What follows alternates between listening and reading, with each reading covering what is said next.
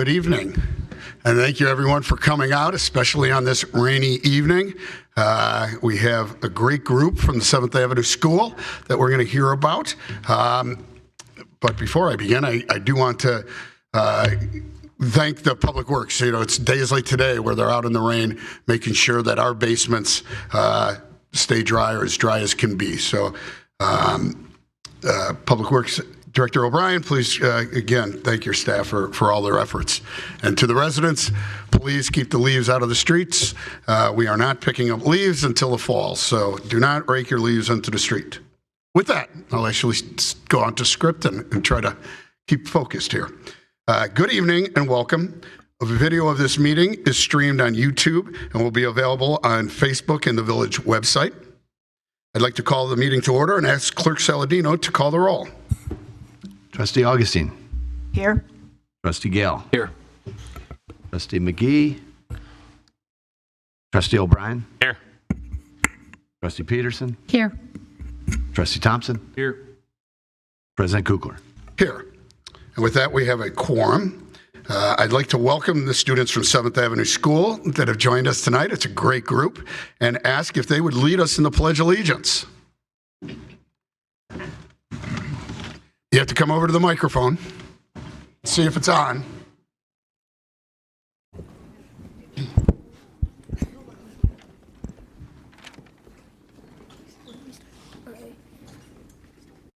I pledge allegiance to the flag of the United States of America and to the republic for which it stands, one nation, under God, indivisible, with liberty and justice for all. What a great job. We'll call you back when we're ready for the presentation, so which is going to come up real soon.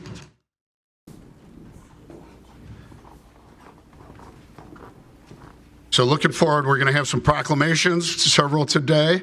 I did want to mention that we had a busy week. We could talk about it a little more in detail, but it started on Friday with Arbor Day.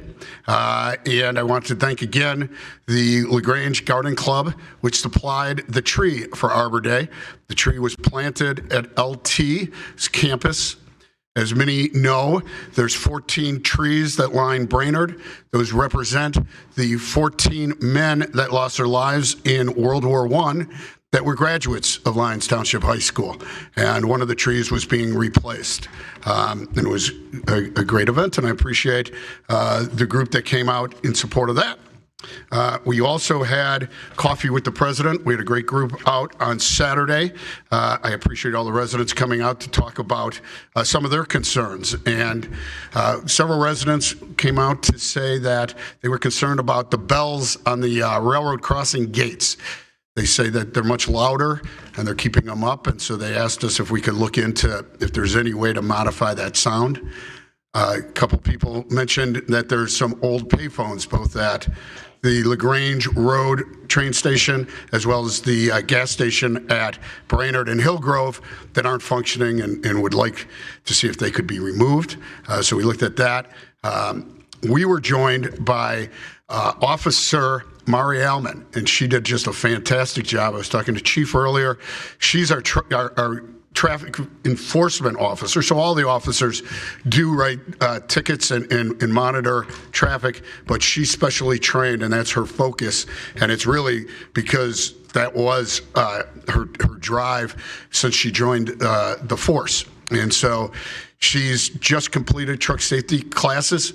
She's planning and working with the village so that we can get a scale to really crack down on overweight trucks and any other trucks that are violating our ordinances and any of the laws. So we're looking forward to having her continue and progress with her career here in LaGrange. And with that, I would ask that the 7th Avenue School children come up to begin their presentation, first by introducing themselves, and then we'll start.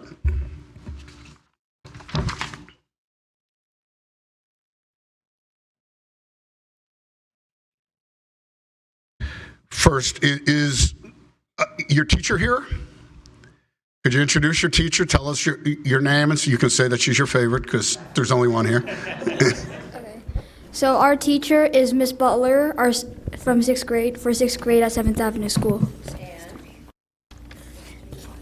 And Mr. D, who is our enrichment reading teacher. Awesome. That's terrific. And so you guys are 6th graders, correct? Yes. All right. Since now you're going to be YouTube famous and everything, you start out by introducing your name, and then we'll go in a line so everybody gets on social media. My name is Vin. My name is Luke. My name is Ellie. My name's Elena. My name is Jax. My name's Violet. Terrific. And when you're talking, if you want to move the microphone up, you can. Move it around, you can for that.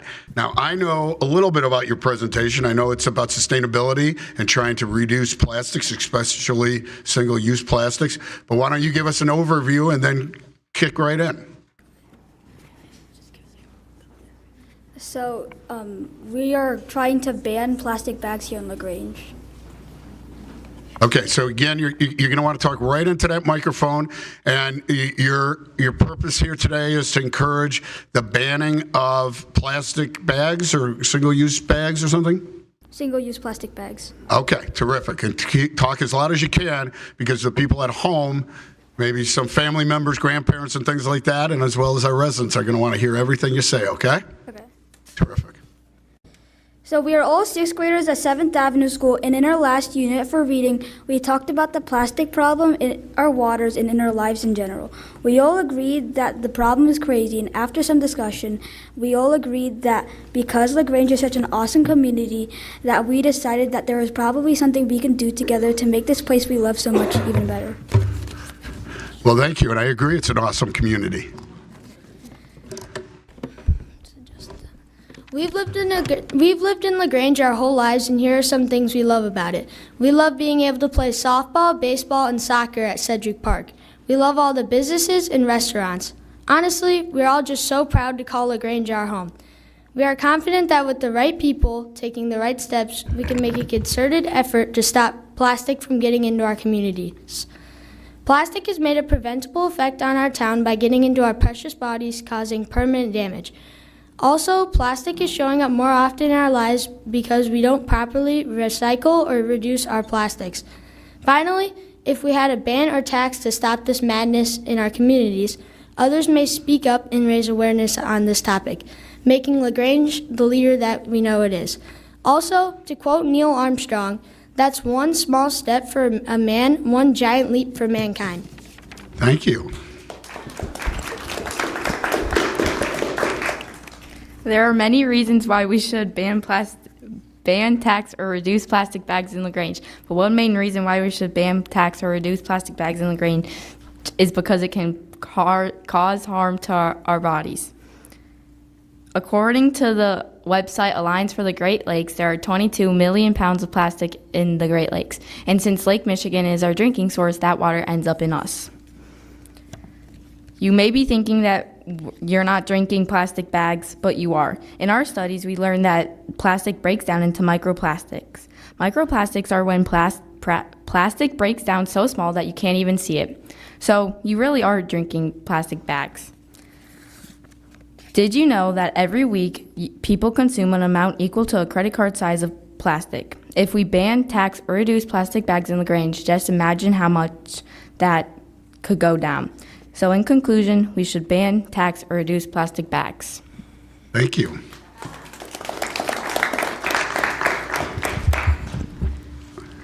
The second reason why we should ban, tax, or reduce plastic bags in LaGrange is because plastic recycling doesn't really happen. People think that when they throw plastic into the little green bin, it's going to be made into something new. But the truth is that that doesn't happen very much. According to The Fraud of Plastic Recycling by David Allen, 95% of plastic doesn't actually get recycled. This is crazy, and it causes a ton of pollution. That lets it get into the air we breathe, the food we eat, and the water we drink. Also, according to ABC 7 Chicago, less than 10% of plastic bags actually get recycled in Chicago. So since it isn't happening very much at all, if we become independent from plastic recycling, then we won't continue to be disappointed when it falls short of our expectations. To conclude, the second reason why we should ban, tax, or reduce plastic bags in LaGrange is because plastic recycling isn't happening very much at all. Thank you.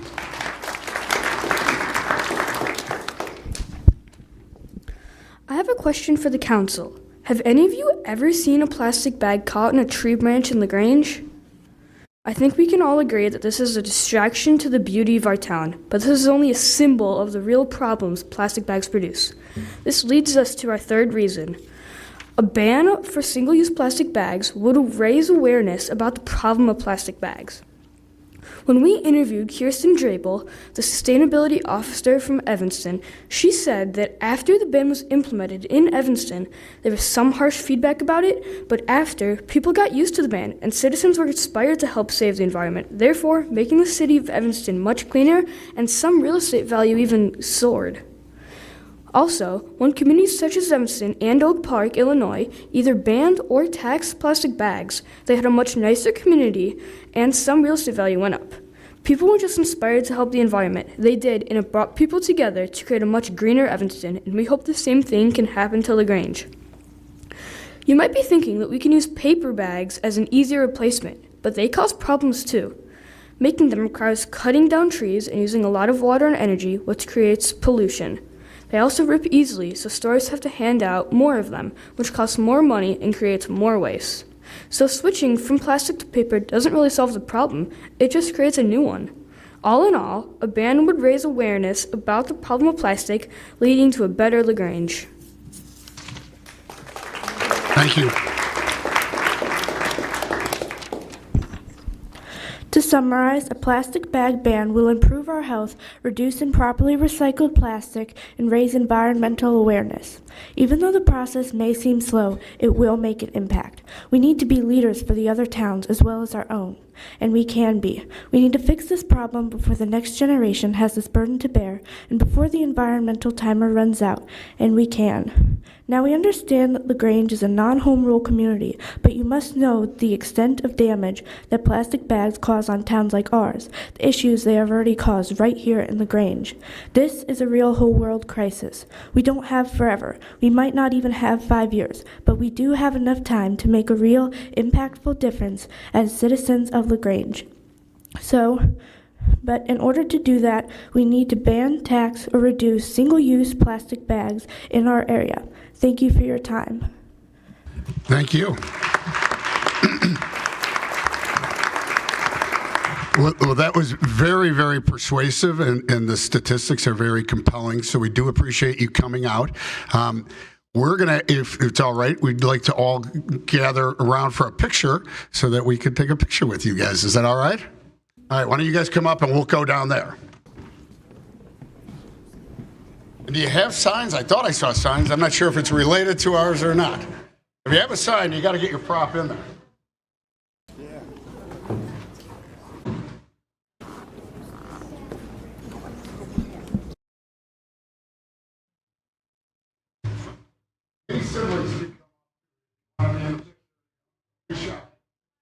And maybe Miss Butler come up and Mr. D with your great. Okay.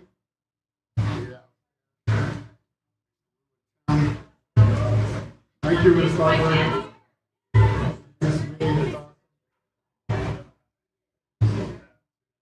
Come up. Come on, get in the picture. All right, Lily. Come on up. Hurry.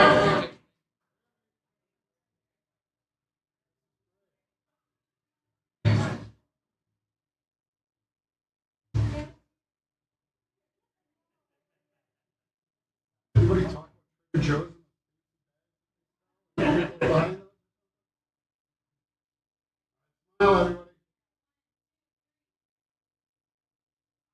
Perfect. Thank you, everybody. Thank you. Absolutely.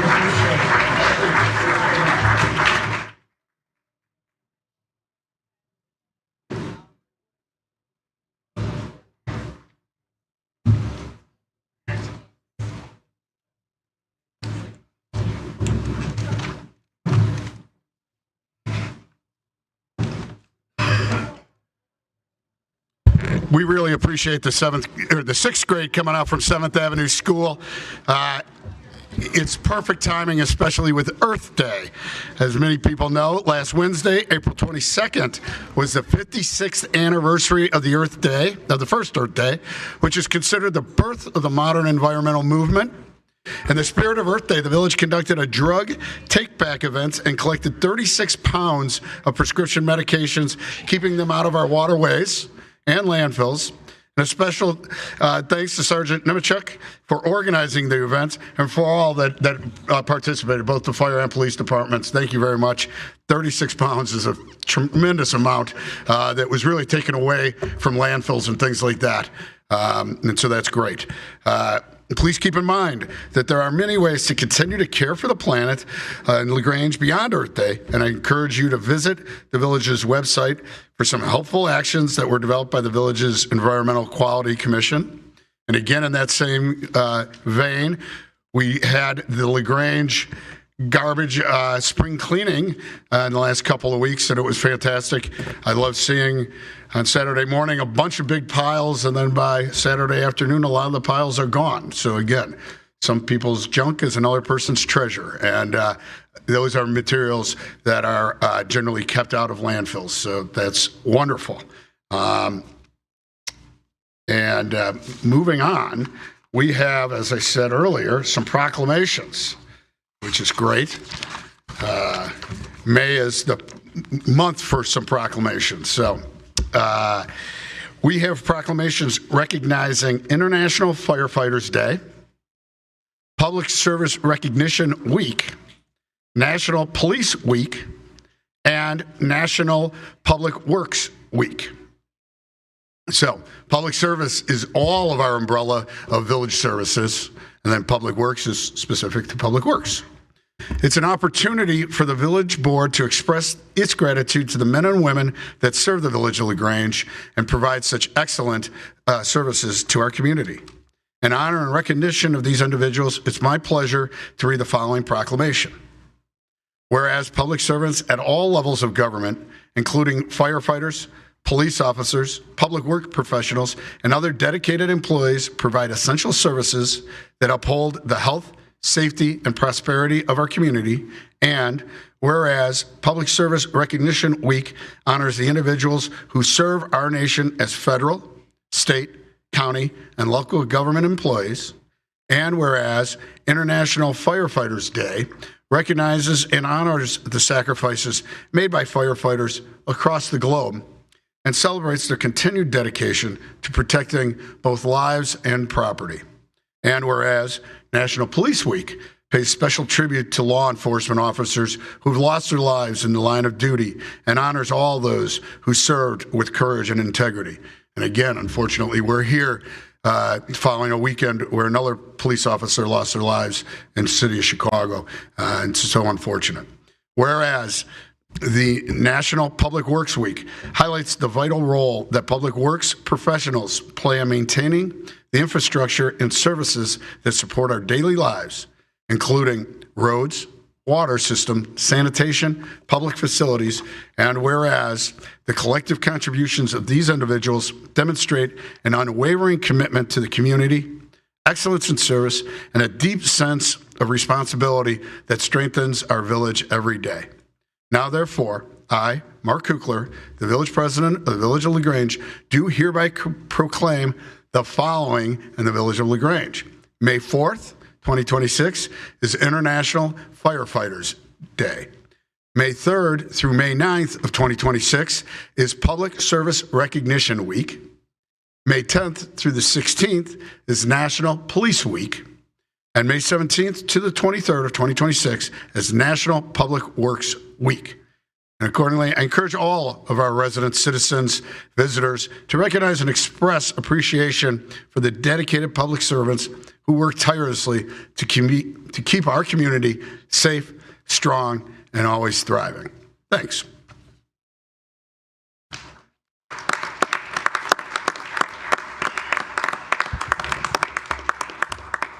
But we're not done with the proclamations. We need to make a proclamation establishing May 2026 as Building Safety Month in the village of LaGrange. In recognition of this occasion, I'll read the proclamation.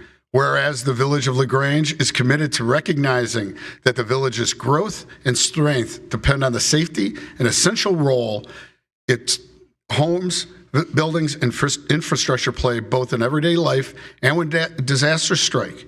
And whereas the confidence and resilience of these buildings that make up the community is achieved through the devotion and vigilant guardians, building safety and fire prevention officials, architects, engineers, builders, tradespeople, design professionals, laborers, plumbers, electricians, and others in the construction industry who work year-round to ensure safe construction of buildings. And whereas these guardians are dedicated members of the International Code Council, a nonprofit that brings together local, state, territorial, tribal, and federal officials who are experts in the built environment to create and implement the highest quality codes and standards to protect us in the buildings where we live, learn, work, and play. And whereas the modern building codes and standards adopted by the village include safeguards to protect the public from hazards such as snowstorms, tornadoes, fires, floods, and other natural disasters. And whereas Building Safety Month is sponsored by the ICC to remind the public about the critical role of our community's largely unknown protectors of the public safety, our code officials, who assure us of safe, sustainable buildings that are essential to our prosperity. And whereas Built to Last, the theme for Building Safety Month 2026, encourages us all to get involved and raise awareness about building safety on a personal, local, and global scale. Whereas each year, in observation of the Building Safety Month, people all over the world are asked to consider the commitment to improve building safety, resilience, and economic investment at home and in the community, and to acknowledge the essential service provided to all of us by local, state, territorial, tribal, and federal building safety and fire prevention departments in protecting lives and property. Now, therefore, I, Mark Kukler, the village president of the village of LaGrange, do hereby proclaim the month of May 2026 as Building Safety Month, and I encourage all of our citizens to join us as we participate in Building Safety Month activities. Thank you.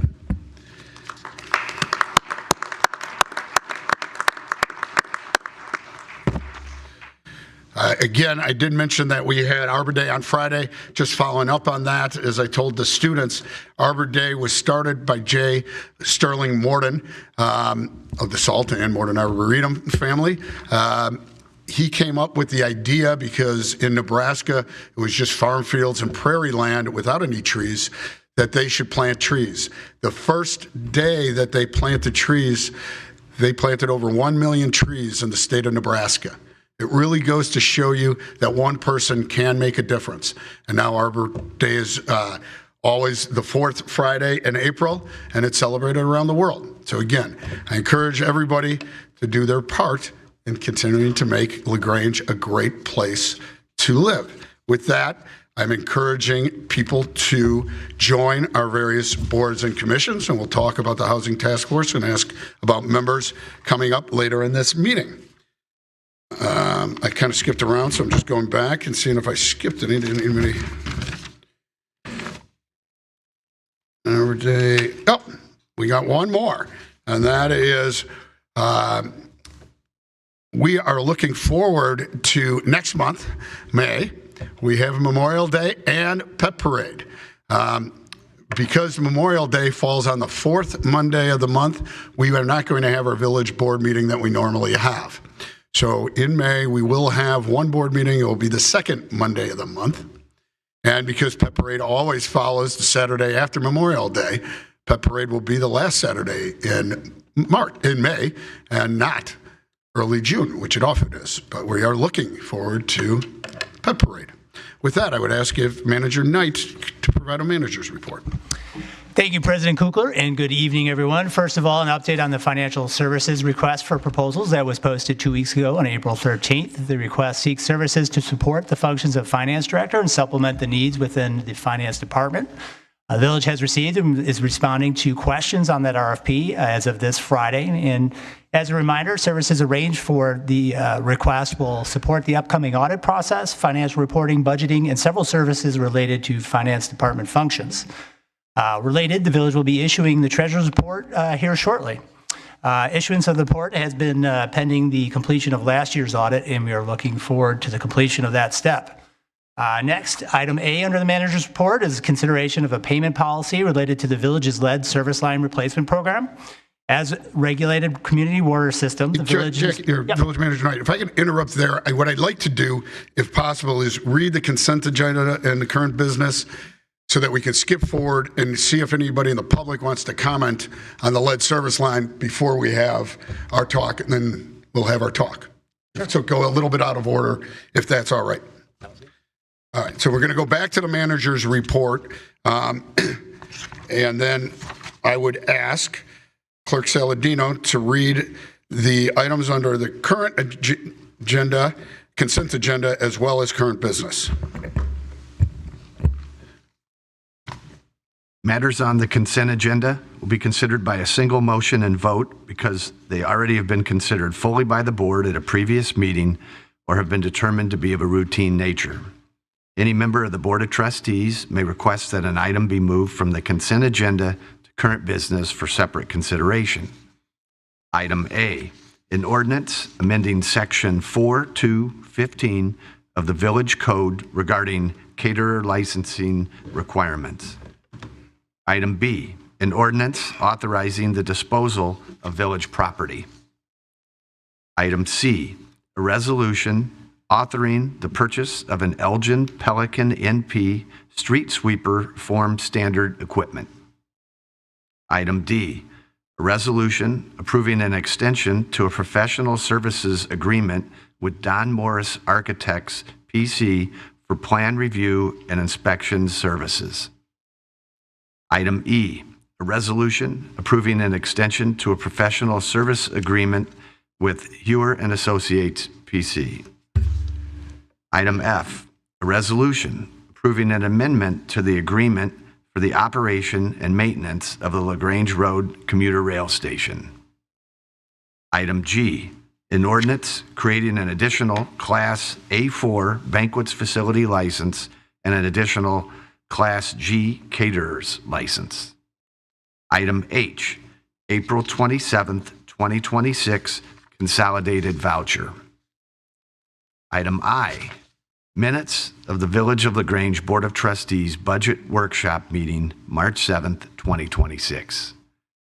And item J, minutes of the Village of LaGrange Board of Trustees Regular Meeting, March 23rd, 2026. Current business. This agenda item includes consideration of matters being presented to the Board of Trustees for action. Item A, a resolution approving the purchase of a 60 MVB 3X fully loaded trailer system for Advanced Security from Advanced Security Technologies, LLC. Item B, an ordinance amending the village fee schedule incorporating water and sewer rate increases and a pass-through water rate increase. Item C, LaGrange Housing Task Force. And that's it. Thank you. So at this time, I would welcome anybody with questions or comments on matters on tonight's agenda. And again, we'll keep those comments to 3 minutes.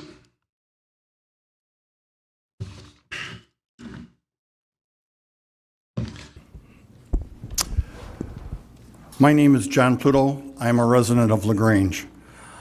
I have spent time reviewing the lead service line replacement plan provided to the public, and frankly, the lack of granular detail is concerning. We are being asked to support a massive infrastructure shift based on a document that is surprisingly light on specifics. First, let's talk about the missing data. Where is the actual sampling evidence? We see a phase 1 plan, but what is the criteria for prioritization? Why would some neighbors be first and others left waiting? I want to see the direct comparison to the data from 1992 when 11% of 60 homes tested exceeded EPA lead limits. 34 years later, we deserve to know that if this situation has improved or worsened. True transparency is more than just uploading a document to a website. It's providing the raw data that justifies the life-altering decisions. Secondly, if we are going to have an honest conversation about lead, we need to talk about skin in the game. Decisions made in this room affect the health and pocketbooks of every resident. To help us understand the perspective you bring to these voters, I am asking tonight that each trustee and president disclose the status of their service lines at your homes. Do you have lead lines? Are you personally facing a $5,000 to $10,000 replacement bill? If your home is already clear, it is much easier to vote for a plan that places the financial burden solely on individual neighbors. Disclosing this would provide the community with much needed context on whether personal circumstances are playing into the board's policy decisions. Finally, the current plans seem to offer a take it or leave it approach for funding. I'd like to propose a fourth option that has been missing from the discussion: the use of the property tax special assessment. We know the village is capable. We recently saw the dissolution of Special Assessment Funds 269 and 270, which successfully funded streets and sewer works in the early 2000s. We are not offering the same mechanism here. A special assessment would allow the village to fund the work up front and allow residents to pay it back over 10 to 15 years via their property tax bills. This turns a crushing one lump sum into manageable long-term investments in homes' values. It ensures the work gets done immediately and protecting public health without forcing neighbors to choose between their savings and their safety. I urge the board to stop the information trickle and start providing the data and personal transparency and the financial creativity this community deserves. Thank you. Thank you.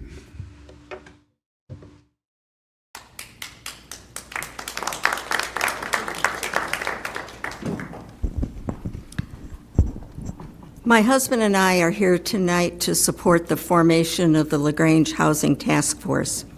I've been a member of a League of Women Voters committee, along with others, to study the affordability of housing in LaGrange. We see the formation of a task force as the culmination of the work of this committee.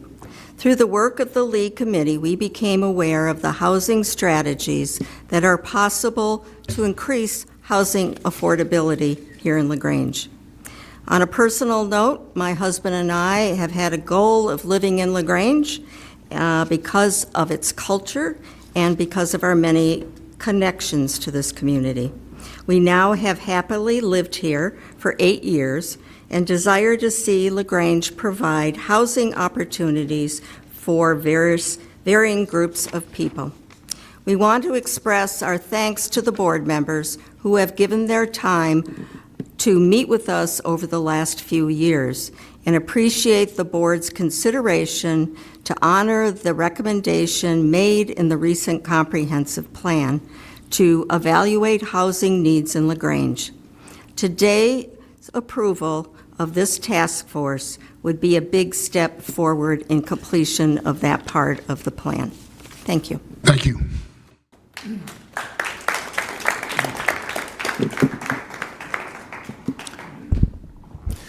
Hello, my name is Ed Ellis. My wife Peggy and I have lived in LaGrange for 30 years. I'm here in support of establishing an affordable housing task force. I want to begin with a personal experience. A few years ago, I rented a storage locker at Extra Space Storage over on Shawmut.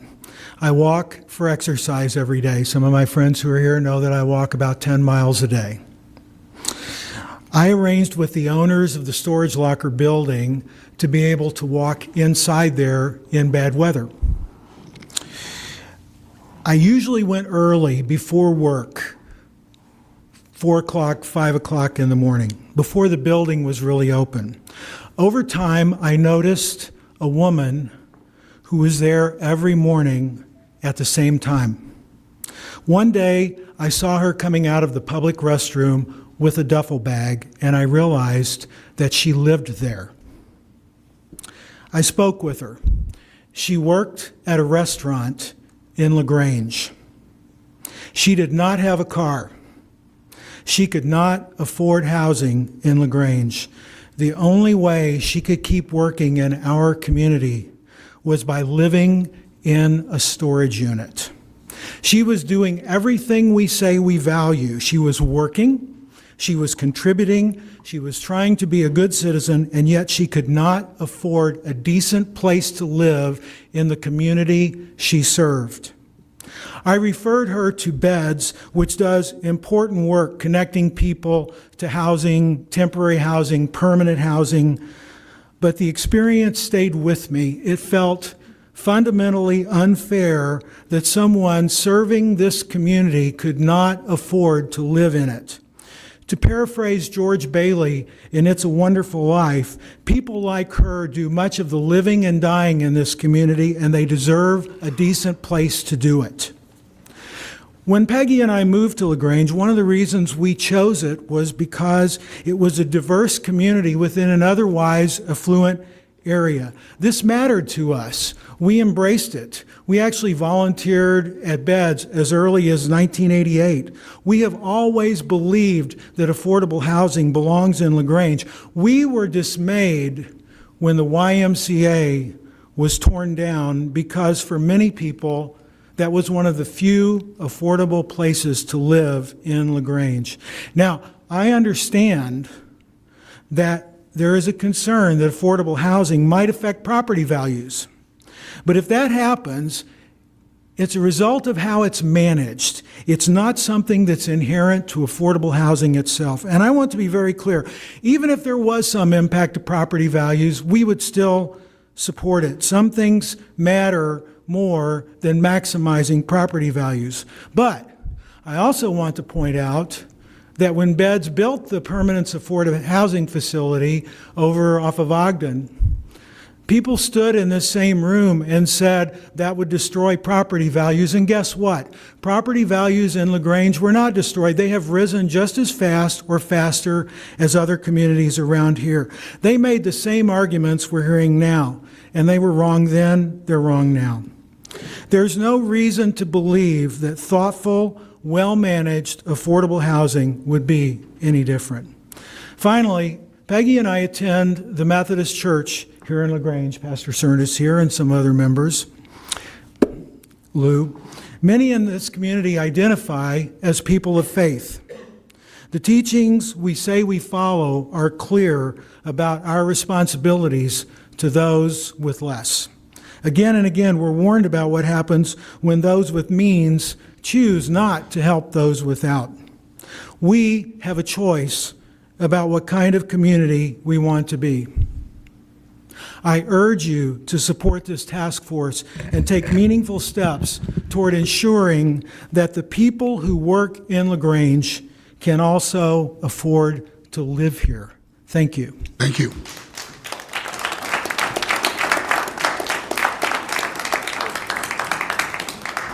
Good evening. My name is Nenad Burkic. This is my wife, Maria Arboleda Burkic. We've lived in LaGrange since 2004, February. We moved here with our children. We have 3 kids. 2 of them have graduated. They've been through the system in LaGrange. That's one of the primary reasons why we moved from a city to take advantage of good schools and safe community, diverse community. We have faced the issue with the lead pipes. This past February, our pipe bursted and it was patched up by a village, Public service. Service. We were given a pamphlet that we have to fix the line from the main to our house within 90 days. When we seek the opinion or estimate from at least one of the provided names, the number was significantly higher than what was listed on a site. Yeah, it's going to cost but us three anywhere. times higher. Yeah, it would cost $15,000 to $20,000 by the time it's all said and done. And frankly, with 3 kids, 2 going up to higher professional education, 1 soon applying to college. So we have a junior and 2 who are applying to the medical field, who will be giving back to this community. It's something that we really cannot afford. And it's it's heartbreaking because we've been in this community for 23 years, and we've been contributing to the community for such a long time. We even paved our sidewalk. We did not charge it back to the village of LaGrange, yet if we were on the other side of the street, the village would cover part of the cost. There would be a cost sharing. Because we are unfortunately on the other side, there's no program to help cover the cost. And also we know that Western Springs does help cover costs. And, being here for 23 years and really upstanding citizens, contributing to the community, contributing every dollar, paying top taxes, I think is just, and also we're in the flooding zone, so not only have we had to face that, now this, and it's constant, just a hit to our economy, and right now it's a really tough time. So we are basically very interested in what are the options for us and what are the solutions. Is there a change in plans how to assist us to? And I really appreciate your very detailed and data-driven presentation. So we are looking into some type of guidance how to do this, because obviously we don't want to drink water with lead. I was not even aware that our pipes are lead until this happened. So interested in definitely replacing those lines, but we just need some help. Well, thank you for coming out, and I think tonight's the meeting to come out to. Thank you. Thank you.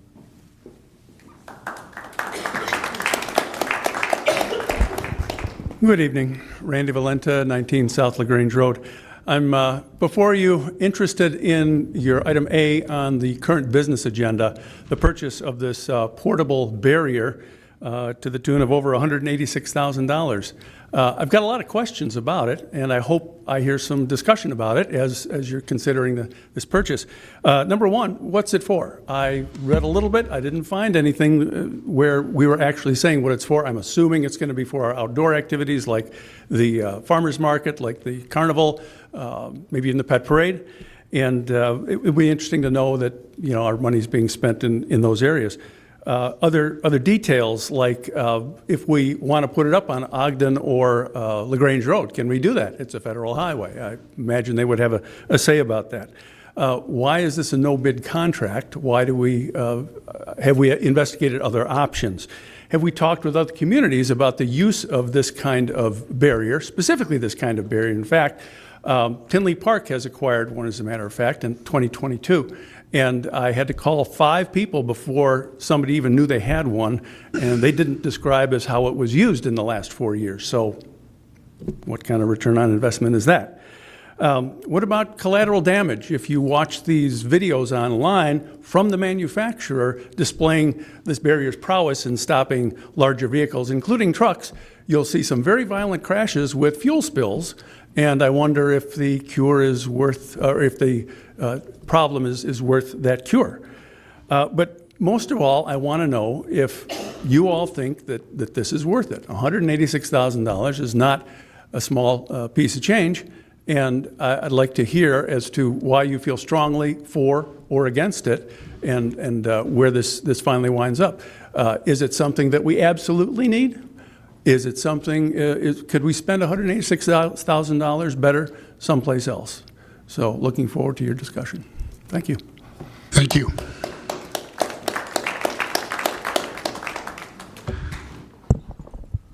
Good evening. My name is Peg Moster, and I'm the co-chair of the League of Women Voters of LaGrange's Housing Committee. And I think Janice Miller, who spoke before me about the Housing Task Force, kind of covered the waterfront, so I'm not going to repeat what she said. But I do want to thank each of you for your thoughtful consideration of the proposal that was brought forth, and specifically by the 3 sponsoring trustees. And I'd like to call out Beth Augustine, who gave of her time and effort to help us craft how that would be presented to you. So thank you very much. We're looking forward to its placement on the agenda, and hopefully we will see it enacted tonight. Thank you again. Thank you.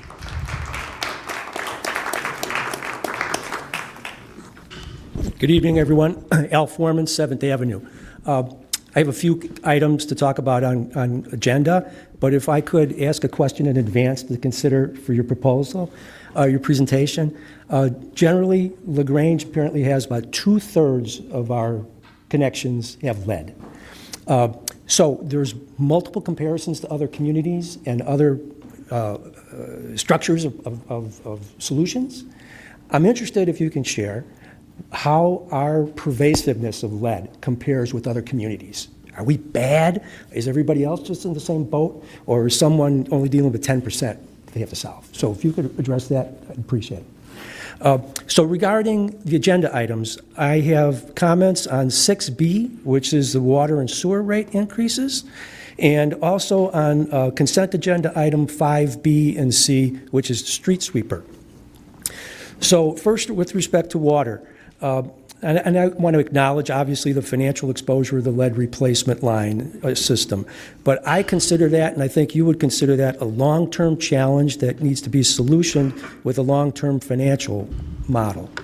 But I'm here tonight to talk on behalf of thousands of service users to say that the proposed rates that are increasing are unjustified at this time. Now, I'm asking you not to inflate the base rates any further. Now, I've distributed a chart to support my position to you. I emailed it last night. So I'm not going to go through all the details of it, but I hit the highlights. So the graph on the left of your chart represents water fund reserves. The graph on the right represents sewer fund reserves. And the numbers in blue are based on the recently approved budgets. And I want you to notice that they're dramatically higher than the reserves that were predicted by Baxter and Woodman a few years back. Now, you can read all the points that I've had to rationale my arguments, and hopefully you can consider those. But I believe the bottom line is the current water and sewer rates, along with the reserves, which are in excess of Baxter and Woodman projections by millions, 5 million currently, up to 8 million next year. I think those reserves are sufficient. And I think if you're trying to grow reserves in anticipation of lead service line bills, you're unfairly burdening everyone at this stage while you've yet to approve your final solution on a long-term fix. Now, you might ask yourself, how did the reserves get so large? And there's several variables at play, but I can point to one huge contributing factor. With the exception of last year, the pass-through charges from McCook have been significantly overstated. I'll illustrate with some math. Now, although I don't recommend an increase this year, McCook's rates are going to increase 11 cents per 1,000 gallons on June 1st. Now, to convert McCook's rate of 1,000 gallons to our billing rate, which is 100 cubic feet, you need to take a division by 1,000 and multiply by 748. When you do that, the 11 cents that McCook is stating translates to 8 cents for our rate.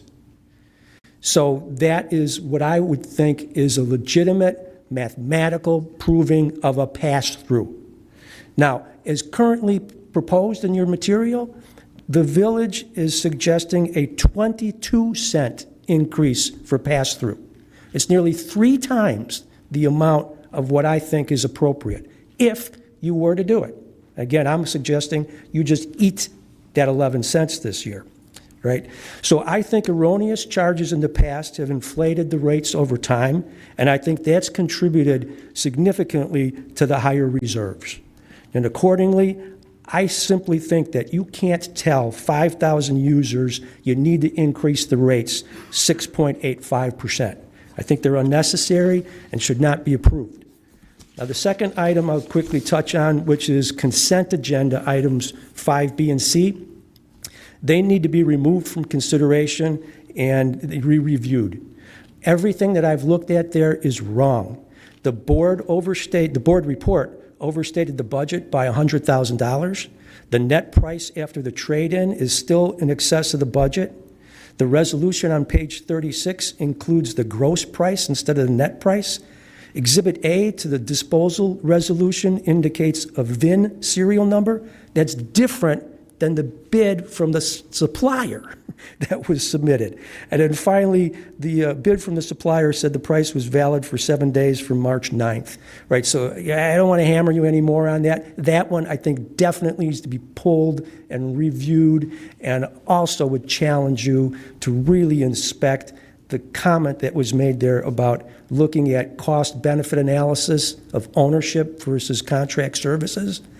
You know, my snarky remark would be, given the poor math that I see in this discussion here, I would love to see proof of the cost-benefit analysis. So similar to why are we spending money on equipment? Why are we spending $250,000 on a new sweeper, which the old one was only 6 years old, right? So I really want to challenge you in that one. Thanks. Thank you.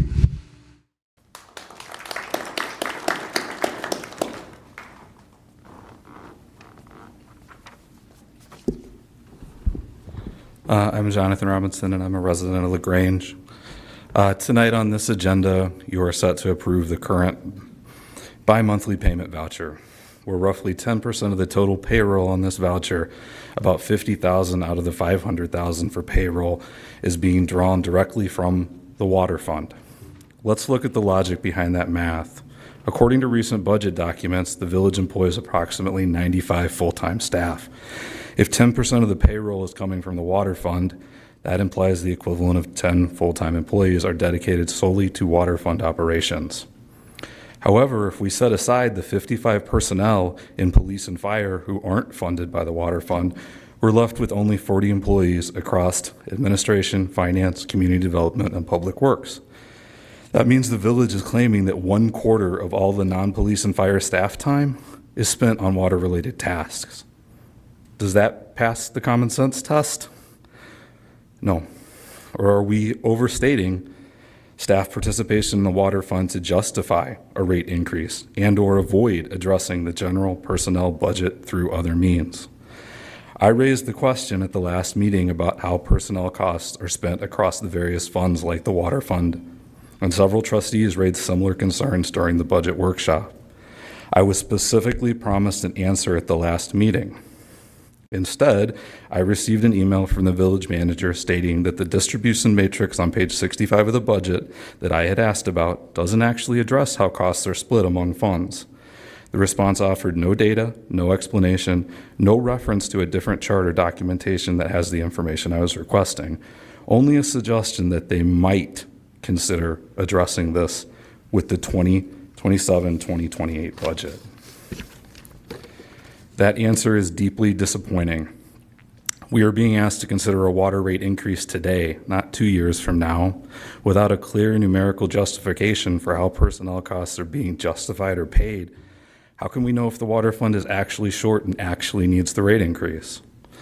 If the fund's struggling because, is the fund struggling because there is no proof or poor financial analysis?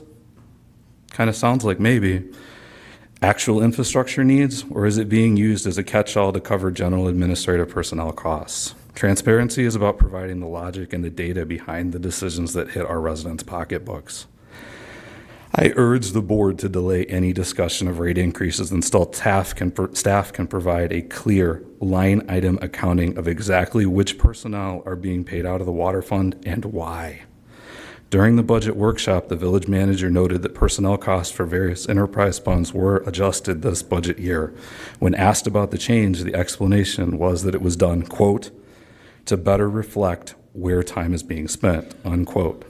All I'm asking for tonight is the written logic behind that shift, that split, what it is.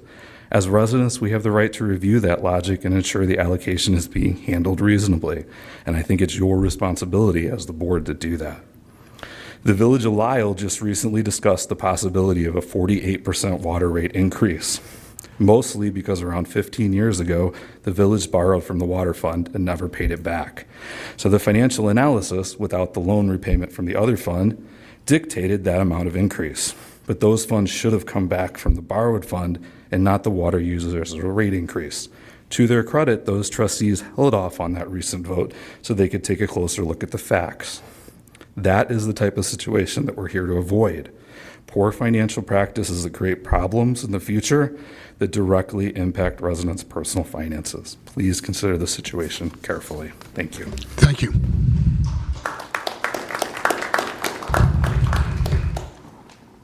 Thank you for your comments. We're going to now go back to the manager's report and the lead service line report.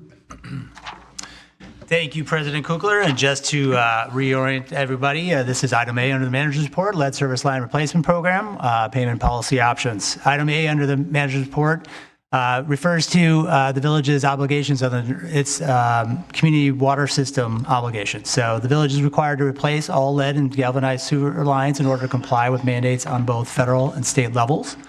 Village will not be required to begin making these replacements until next year. However, the village has been proactive in meeting these requirements and has replaced service lines as part of the Brainerd Avenue and Park Road water main replacement programs, as well as resurfacings.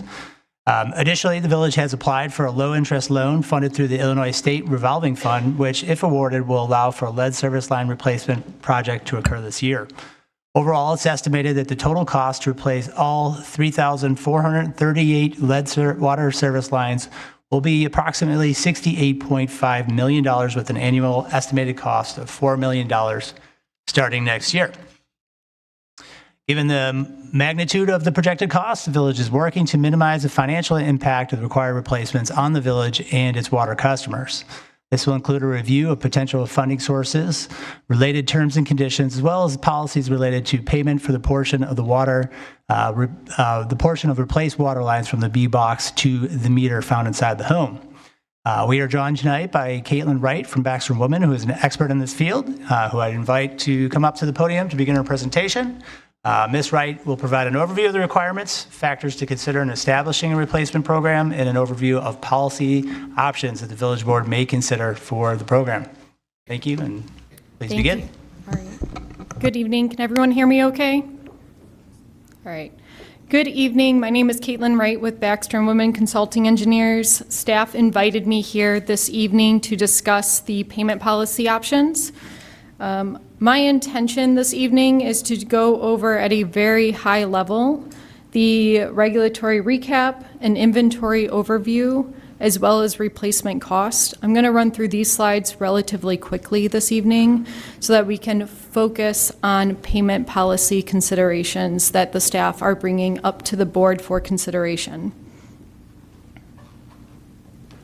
So as a reminder, the lead service line replacement program is mandated by both state and federal regulations. We have US EPA's lead and copper rule revisions and recently announced lead and copper rule improvements. We also have the Illinois Lead Service Line Replacement and Notification Act. Additionally, water service lines are deemed plumbing in the state of Illinois, so they fall underneath Illinois Plumbing Code and the jurisdiction of the Illinois Department of Public Health.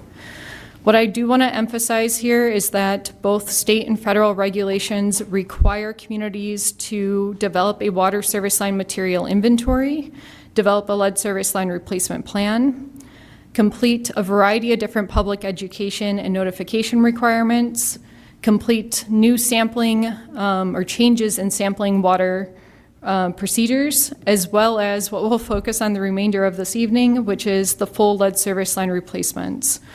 One thing that's changed since the last time I came and presented at the board was the adoption of the lead and copper rule improvements. Illinois has adopted this federal law and is presently putting it into administrative code.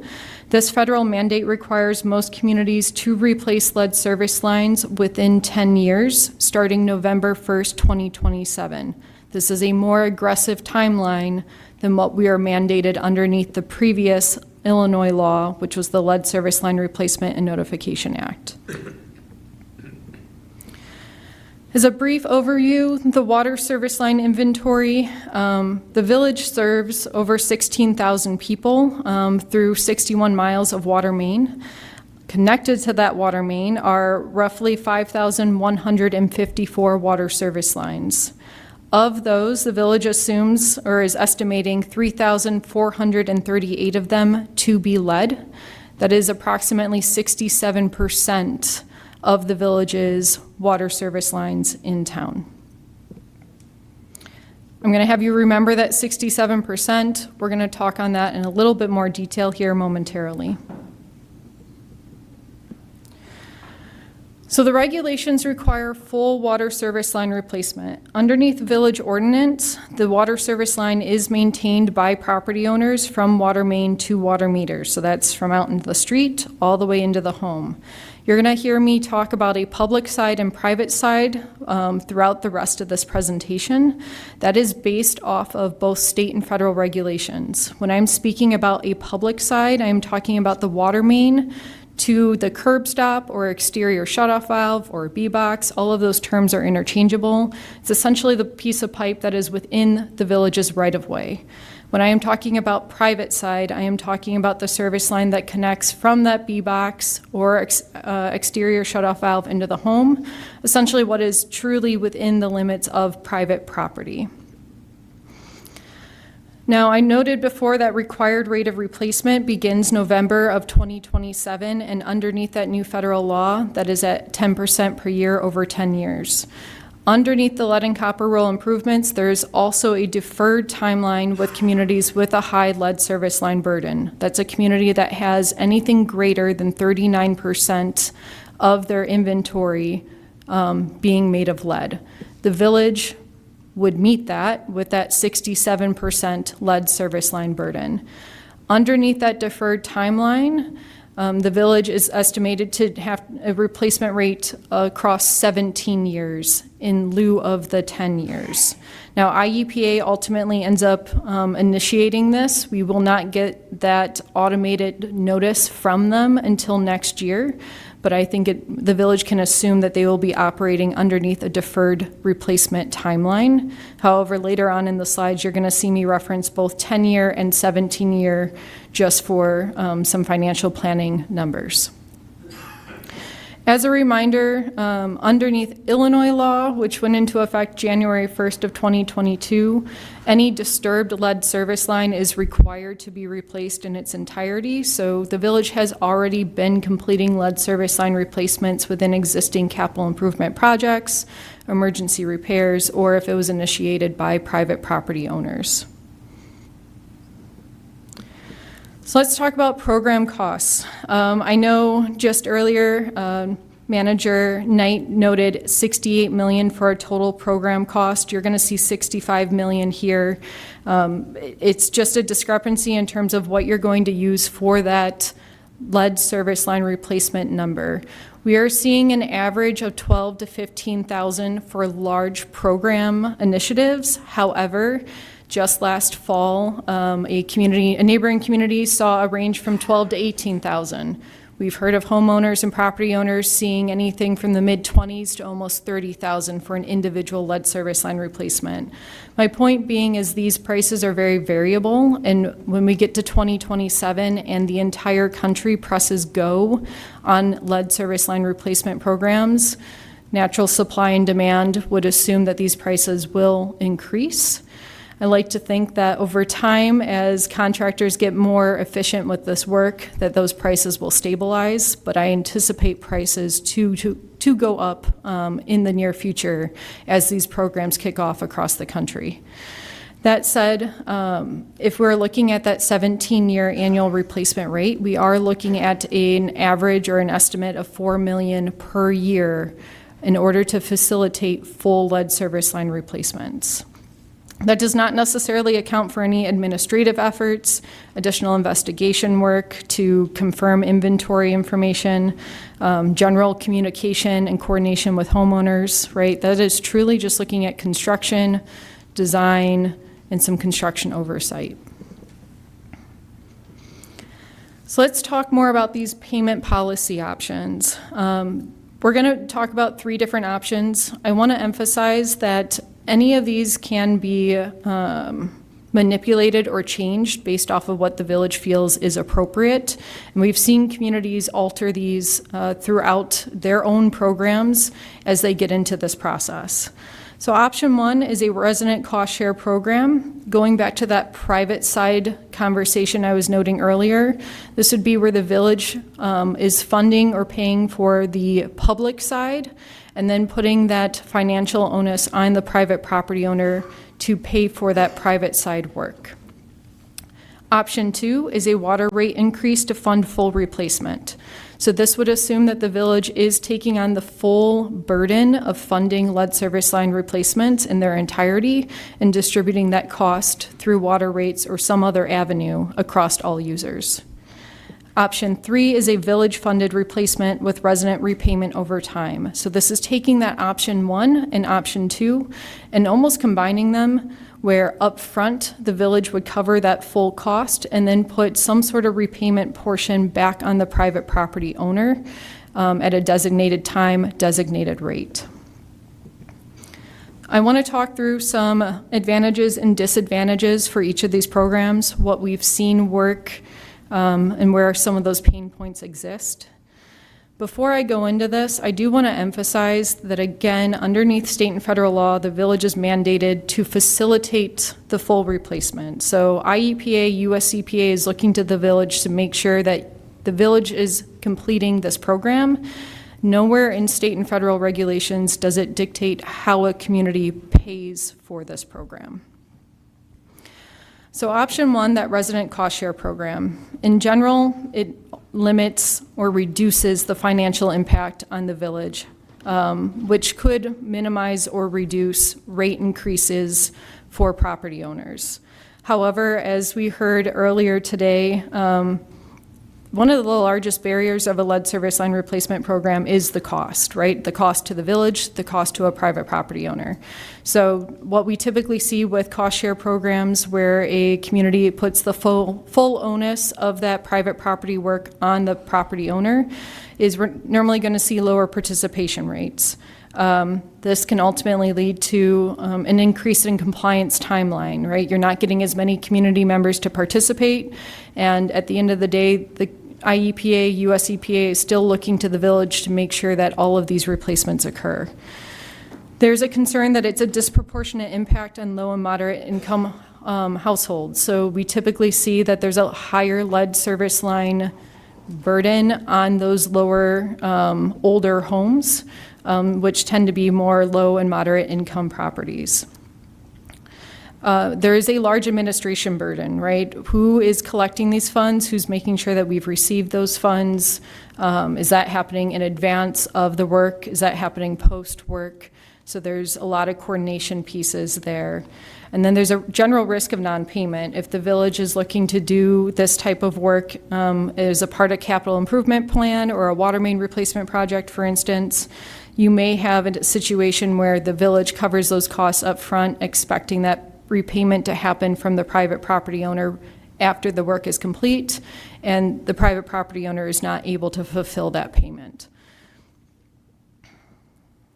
Option 2 would be a water rate increase. So this is saying that the village would fund the replacement in its entirety through village funds, which would be through most likely the water fund, which could be supplemented through the loan program, through grants, et cetera. But normally with these type programs, we see a high participation rate. That barrier of cost is no longer there for homeowners. I will say that there are property owners who will still decline. They do not want someone coming into their home. They don't want someone coming onto their private property. They've maybe lived in the home for some series of decades, and to them the risk is not there. So there is still the ability for a private property owner to decline the work. Because of that higher participation rate, though, we typically see that the program efficiency just is actually maximized, right? You're able to run through these programs more efficiently. We're not getting held up on who's paying for what. It streamlines the bidding process and streamlines the administration effort on the back end. And ultimately is considered, it depends on your perspective, but equitable. You're sharing this cost across all users. Now, disadvantaged is this would likely cause or would need to be evaluated to have a water rate increase across all customers to make this financially viable. So there are affordability concerns with a water rate increase. So that's obviously something that would need to be evaluated and would require some sort of detailed analysis, whether that's externally by a consultant or to be completed internally by the village. Option 3, a resident repayment over time. So this is taking that cost share program and allowing the property owner some set period of time to pay back that private property piece. So it does help remove that upfront cost barrier. We see a lot of communities who start with just a straight cost share program look to implement this because the burden of asking a homeowner to pay $6,000, $8,000, $10,000 upfront or almost immediately is a very heavy ask for a lot of residents. So this would allow the village to cover that burden upfront and spreads that cost over time. In terms of disadvantages, it is a heavy administration burden. This effectively creates the village acting as a bank. You are needing to make sure that residents are paying. You need to think through the avenue in which you are collecting those funds. Is it going to be through water bills? Is it going to be through taxes, property taxes? There's an administration and legal requirement there to see how that's going to happen. And possibly looking to do some sort of outside consultant to complete that effort or manage that administration effort as well. There is also a risk of non-payment. So you could have a situation where there is a payback period. Maybe you set that at 3 years, 5 years, something of that nature. And a private property owner either is unable to or is choosing not to pay for that full, if you put it on the water bill, for instance, maybe they pay enough for the water bill, but they're not paying for that additional repayment piece.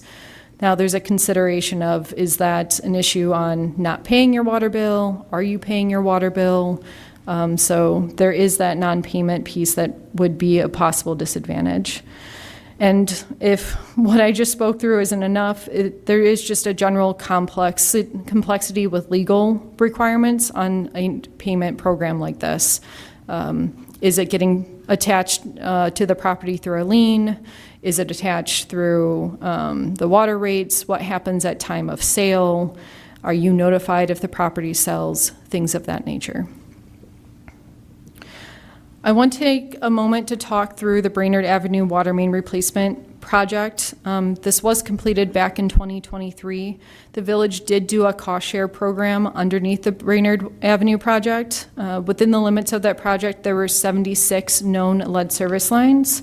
And the village did a resident payback of $6,500 for each property. So they essentially charged the private property owner $6,500 for the work on private property, and then completed or covered the cost on the village side or that public side from main to B box.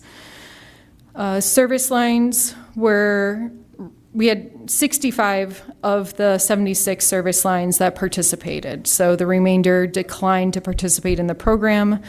And of those 65 that participated, 44 paid on time.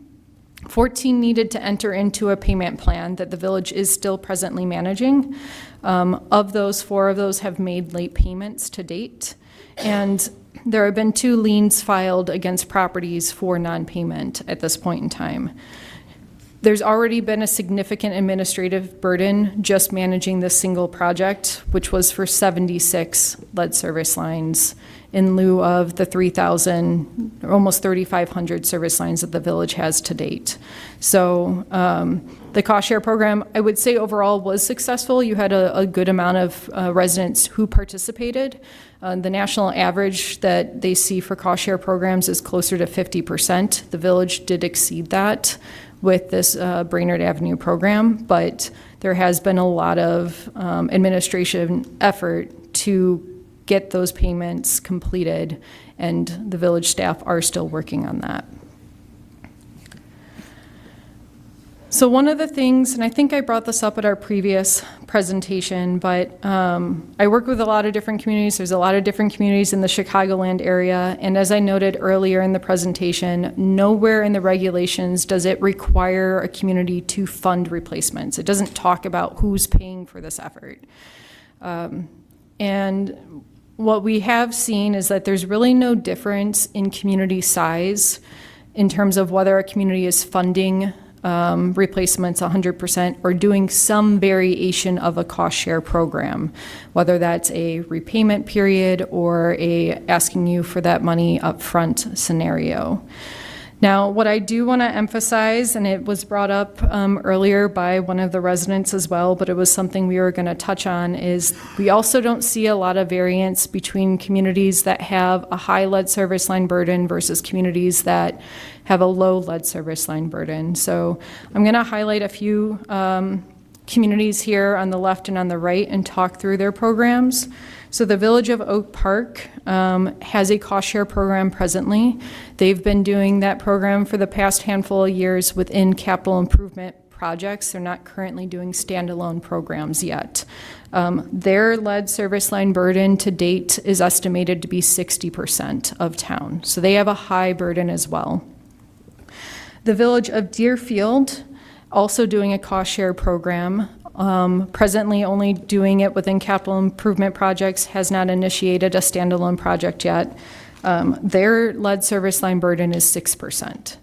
So we've got communities that are treating cost share programs very differently regardless of their burden. If you look on the right for communities that are funding this 100%, I'm going to use Rockford as an example. I'll also talk about some neighboring communities here momentarily, but the city of Rockford has a burden of 88% lead. So 31,000 of their 35,000 lead service lines are assumed to be lead. They started off as a cost share program community. They have changed to paying 100% for their program. This was for a couple different reasons. One, they were not getting a lot of participation, and they knew that in order to make this program work, they needed to find a way to meet residents where they were at. And that was what initiated the village to start thinking about paying for, the city, to start paying for this in its entirety. B, it was a lot of administration effort to facilitate that program, and they found that it was easier long-term to finance this 100%. LaGrange Park, a neighboring community, their lead service line burden is 33%, or estimated to be 33%. They're paying 100% for replacements presently. They, I think, just went out for a standalone lead service line replacement program. They had started off cost share as well. They did a water main replacement project. The permitting process on the back end of that project was frustrating enough that they ended up going back and deciding to pay 100% moving forward on their program. And then Western Springs, I'll also highlight, their lead service line burden is 10%. So they're paying 100% as well. They're using IEPA loan funding right now to utilize that, to facilitate that program. But my point being with all of this is, regardless of the lead service line burden in a community, we're seeing a lot of different communities tackle this in a lot of different ways. And it's no one size fits all. It's really dependent on what the community's needs are and what else is going on in a community to navigate this program holistically. So where I want to end this evening is bringing us back to those three payment options. Option 1, a resident cost share program. Option 2, a water rate increase fund to fund full replacement. And Option 3, village funded replacement with resident repayment over time. As I noted when I started or first brought these up, these can be mixed. They can be altered in any way. I've seen communities where if it's within a capital improvement program, say like a water main replacement project or a standalone replacement project, they will fund 100%. But if it's resident initiated, they do some sort of cost share program. So there's communities that blend these options to fit what their needs are within the town. So with that, I'm going to pause and see if there's any questions. Trustee Gale. Sure, thank you. Just a quick one, if you know, if folks don't participate, is there some penalty? Does the village, is the village somehow penalized? Is the homeowner penalized? I mean, what happens when, especially in these options where, the homeowner, it's up to the homeowner to pay for it, and they say, well, I don't want to do it. What's kind of the consequences of that, if there are any? That's a great question. So if a resident declines, it is private property. They have the right to decline. There is a waiver that was issued by the Illinois Department of Public Health that you would hopefully have a resident execute, which basically says that they understand the risks that they are taking on by not completing the replacement. In terms of the village's responsibility, you are still facilitating or still managing a property with a lead service line. So if we get to the end of this 17-year program, for instance, and you have 10% of town that has opted to not participate, at this time, the direction we've received from the state is that you're not going to have to chase those communities down, but those properties down.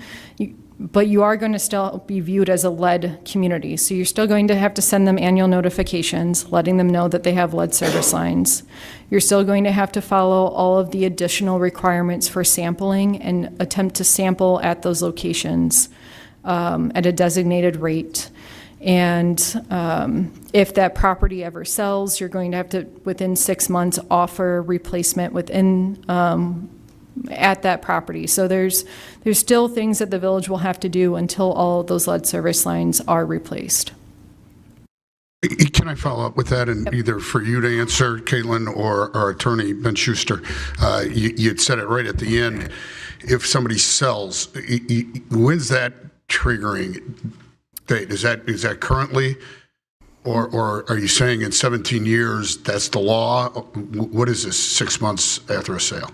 So that falls underneath the lead and copper roll improvements, and that goes into effect November 1st, 2027. The village does not, I will emphasize, the village does not have to pay for that replacement, but you have to offer to facilitate the replacement just like everything else.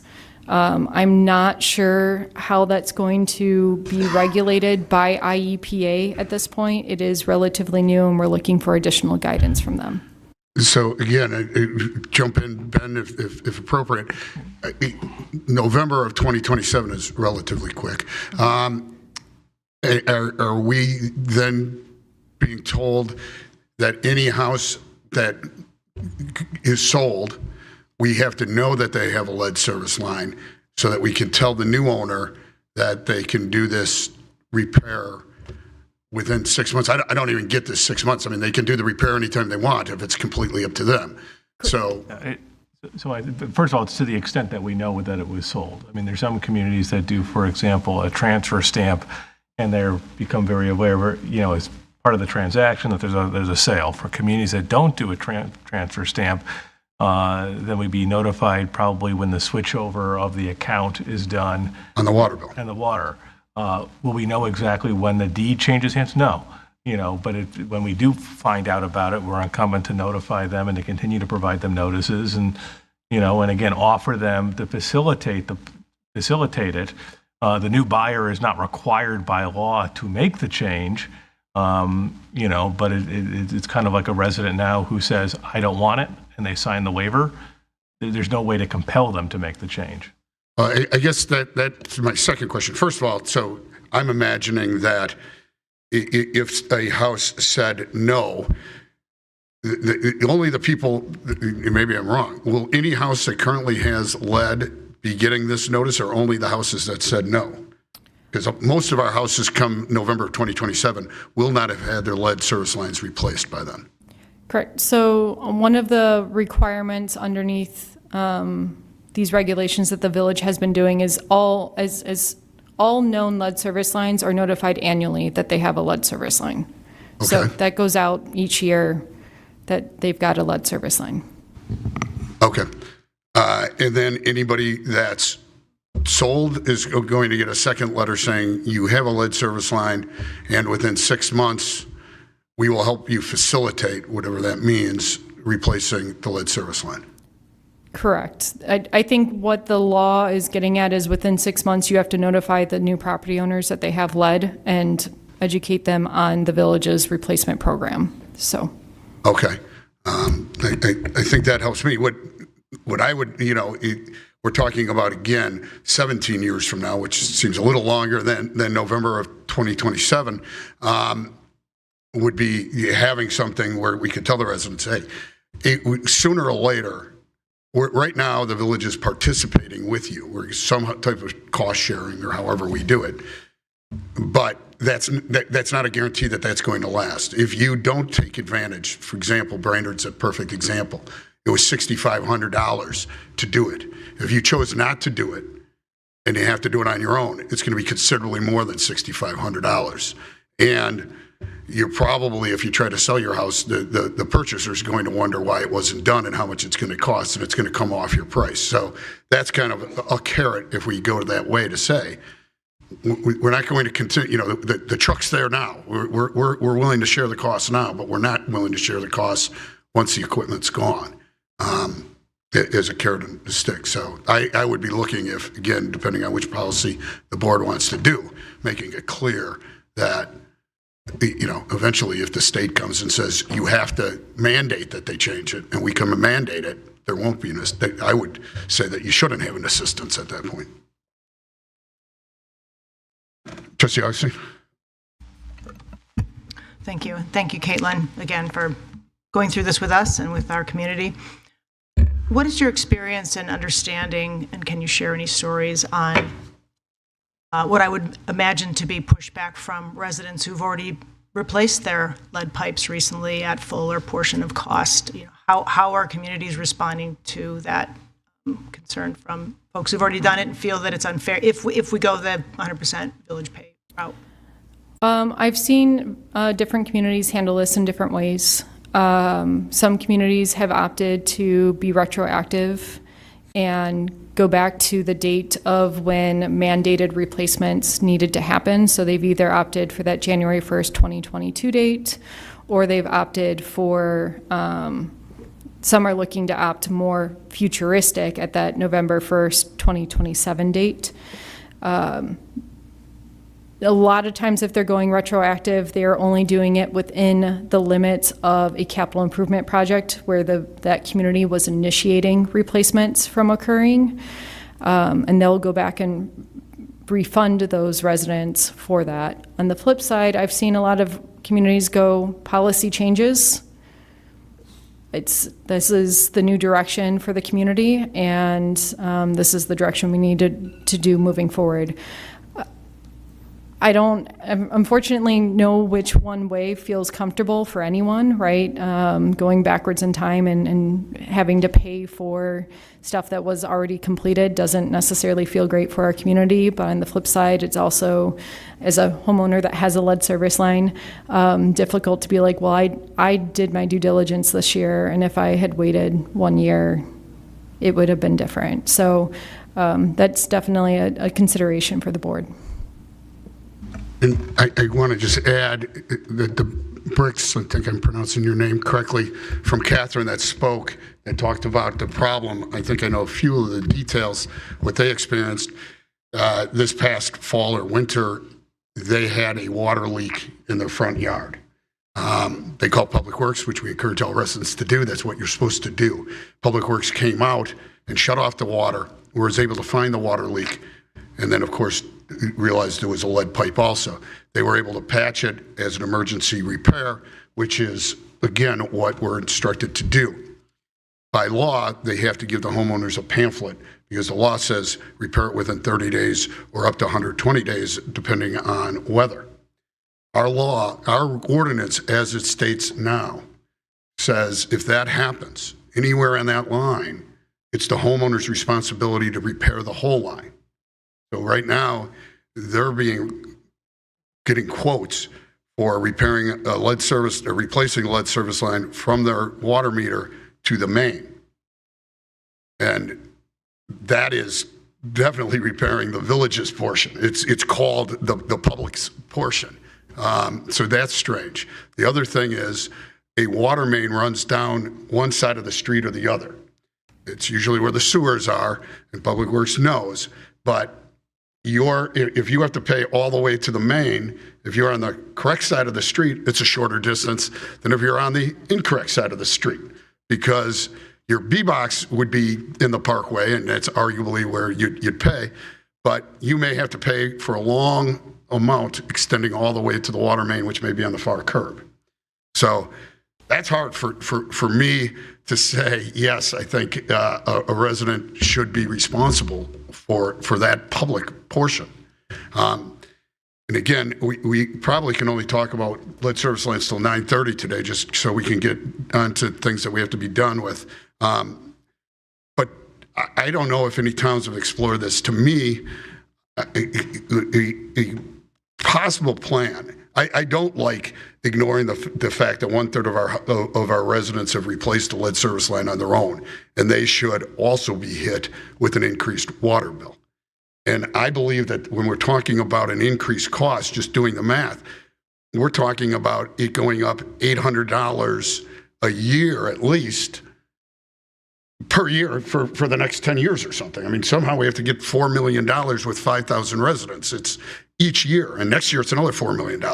So it's another $800. So now it's $1,600 that some residents paying more than last year. It doesn't, I don't see how that works real well, especially if they've paid to have the lead service replaced, or they bought a house where the former owner paid and maybe got the money back at the time of sales. So my thought, again, I'm not an engineer, but that the village, because a good portion of the lead service is on the public right away. Almost all companies doing this now are doing what's called trenchless repair. They have a machine that comes and takes out the lead service line and puts in a copper line all in one thing.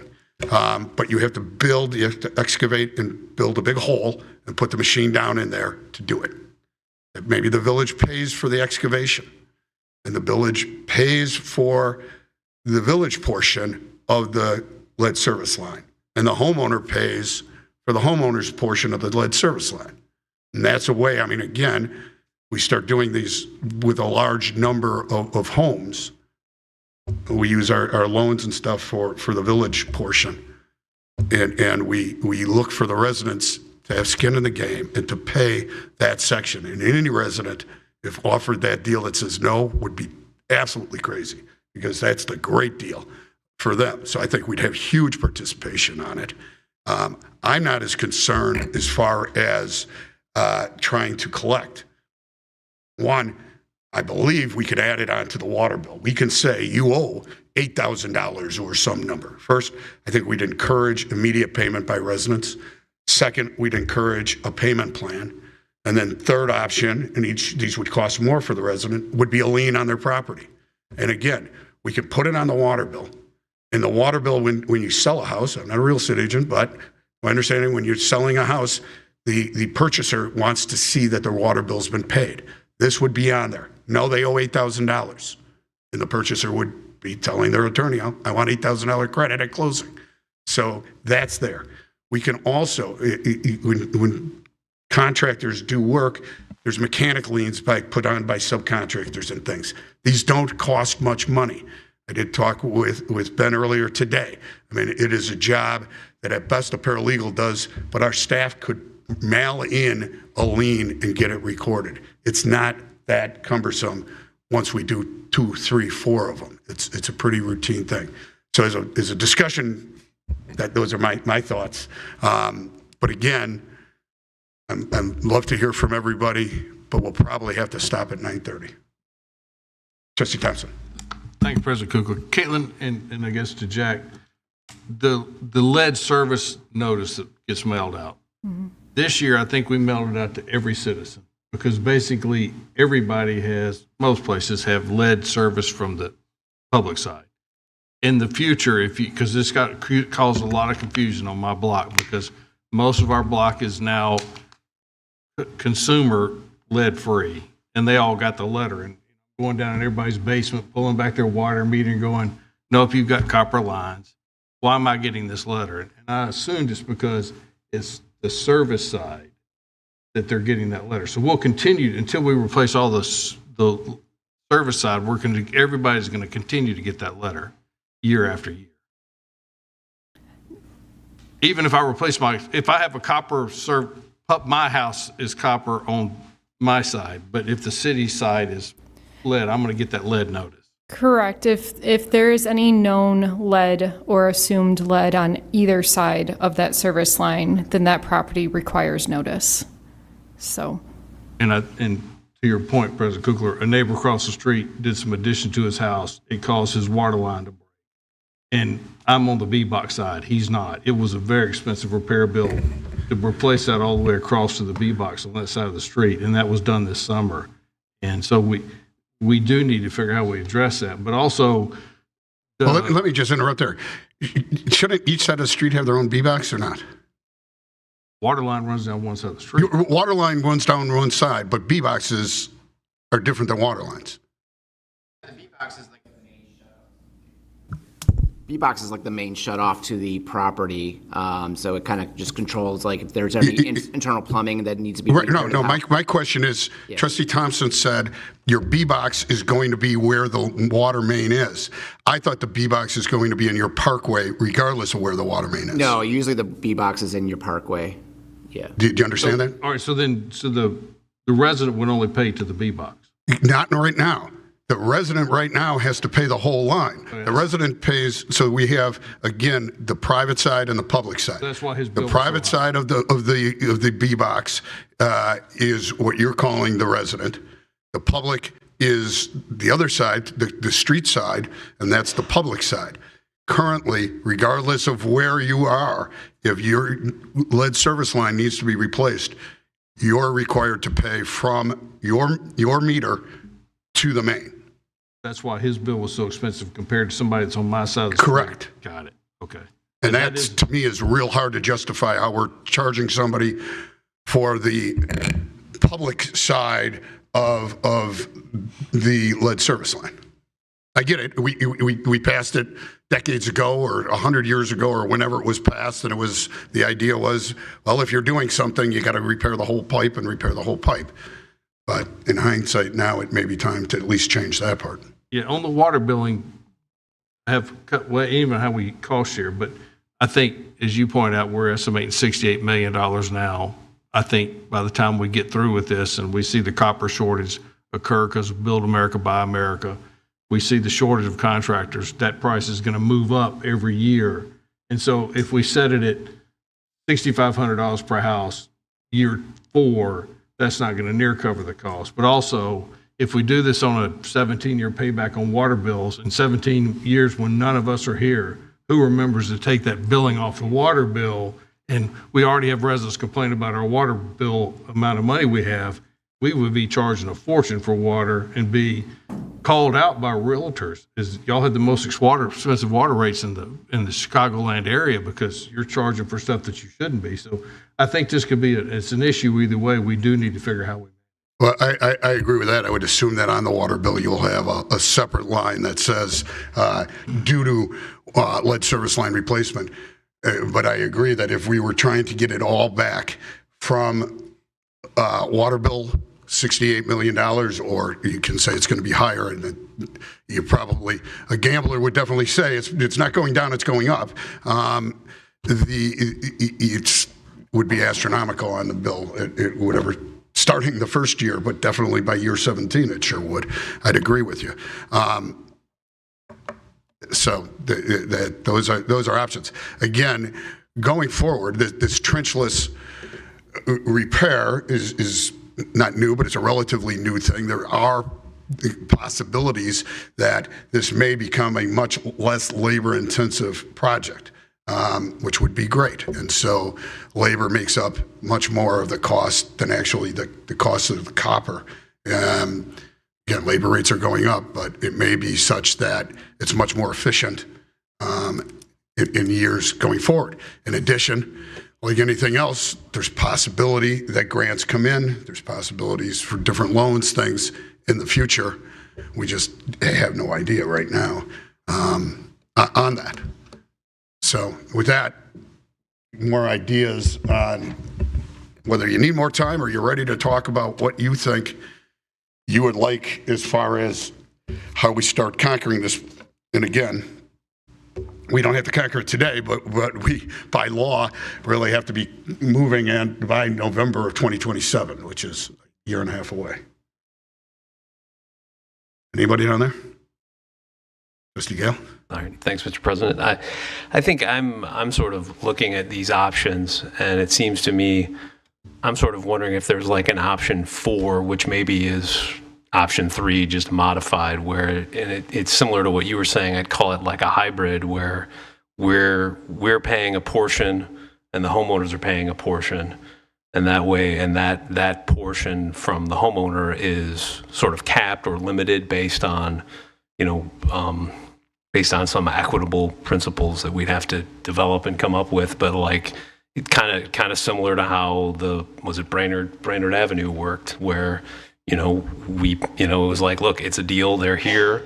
It'll be a certain cost to you, but it certainly is less expensive than if you were to do it on your own. So that's just big picture what I'm thinking. It's almost like 2 and 3 sort of combined, where we would manage some of the cost. And I mean, it would be there's no doubt it would be an administrative burden for us, but I think that seems like a fair path to me. And just as we're talking about Brainerd, my front door is between Brainerd and Park. Park Road was actually the first road where this was done. And I think it was $5,000 at that time, where the homeowners were given the option. The whole road was being torn up. They were going to replace the village's lines. They needed to contact the homeowners. They went to the contractor and asked him for a price. He gave a very favorable price of $5,000. And again, there was great acceptance, not 100%, but great acceptance on doing that.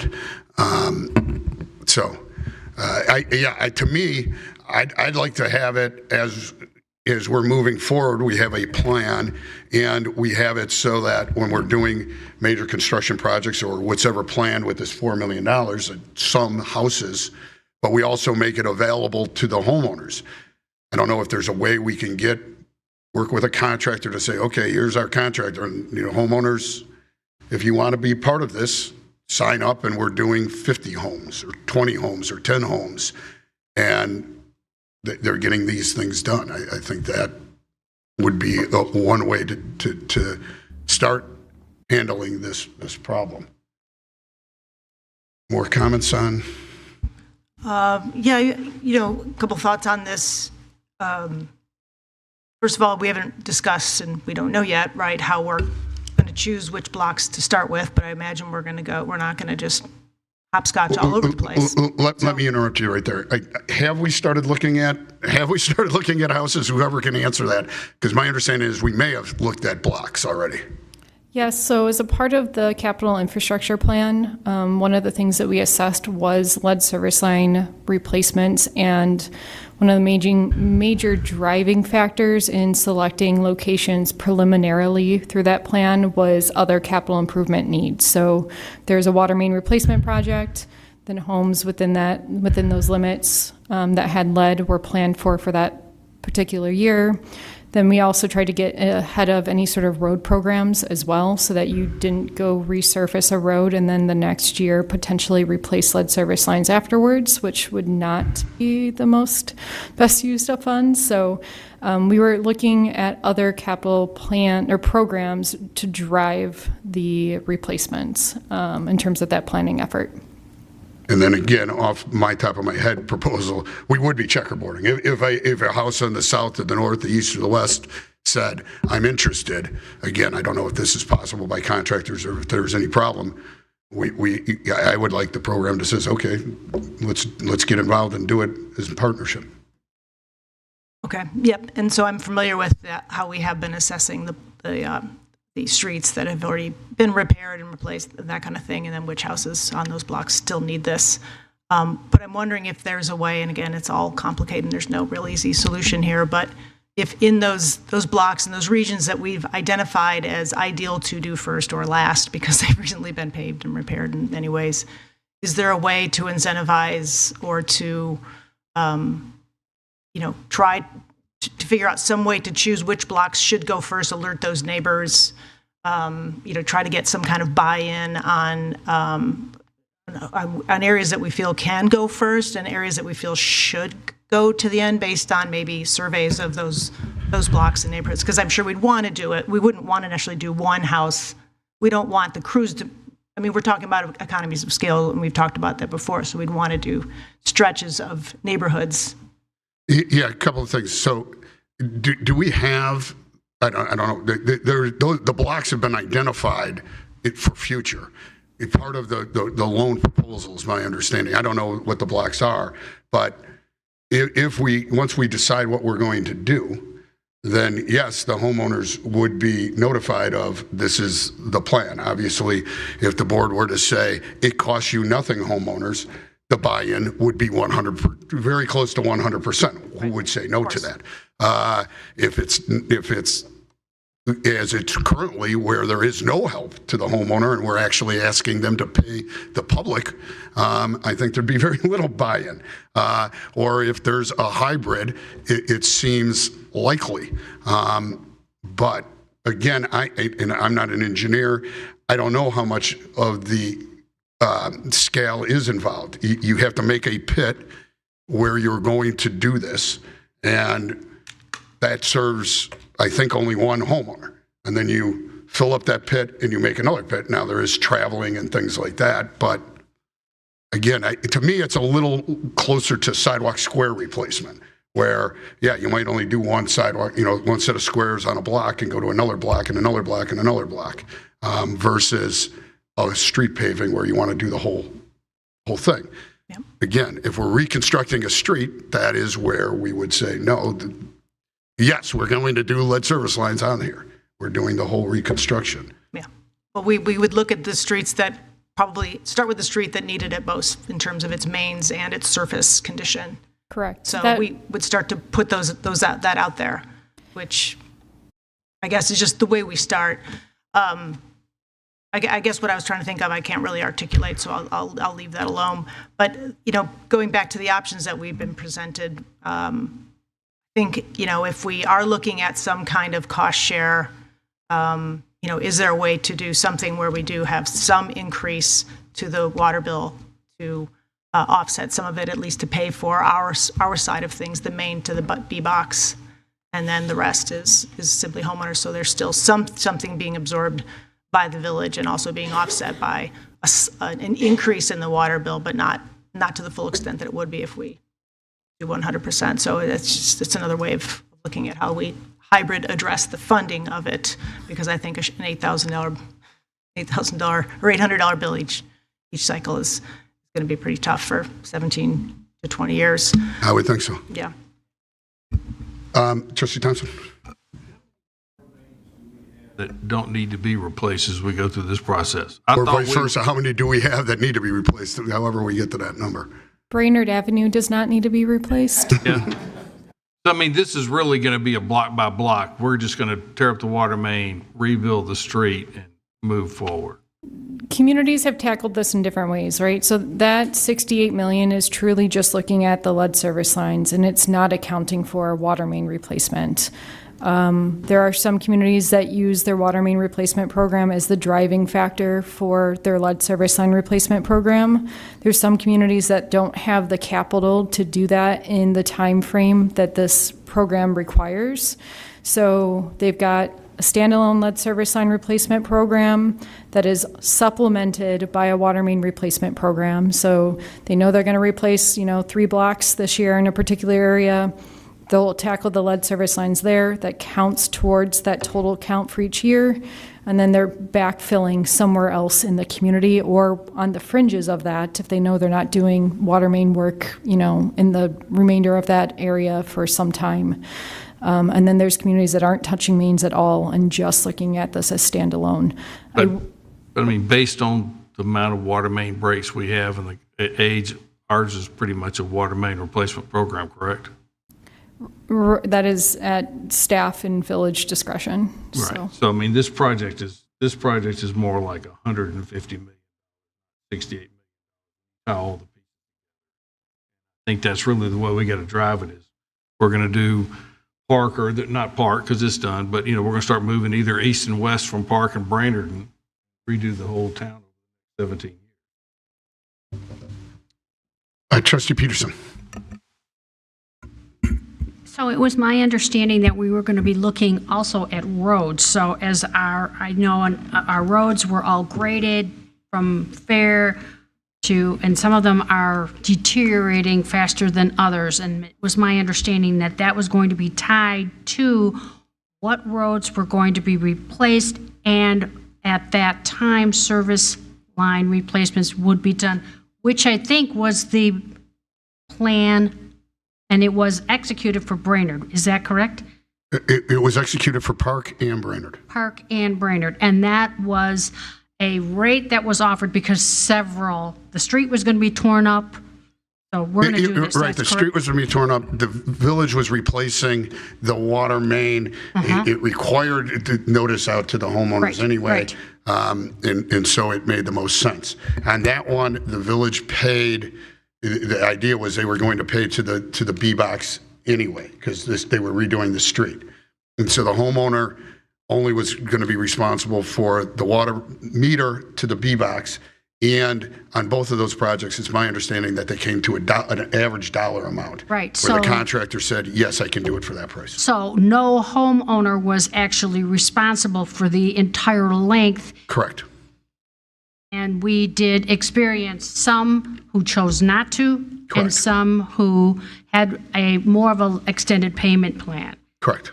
Which seemed to be, now my guess is that although there is some administrative burden here, I'm not afraid of that. Being the accountant that I am, that's going to become, I think, significantly lesser as we go forward because that's AI. That's AI. I agree. That's AI.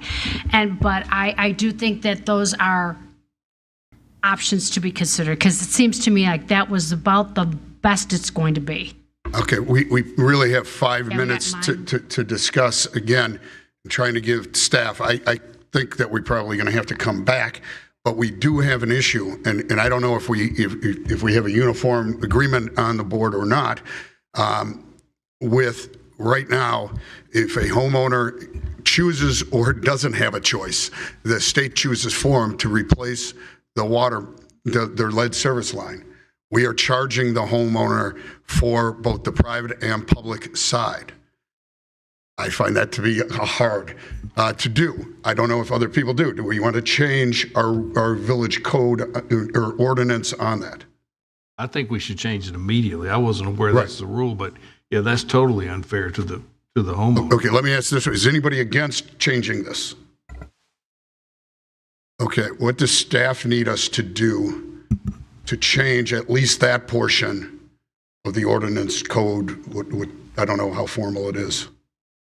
Yeah, so we can present you with an ordinance that modifies the text of our code. Okay. That's a easy rewrite. Now going forward, where this is going to come into is how is it coordinated? I realize that it now creates a problem, and if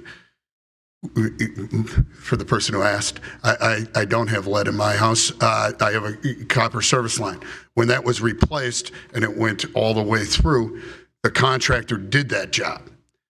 I'm not sure, as a village, again, what we're saying now, there's two groups. There's the one group that their lead service begins and springs a leak.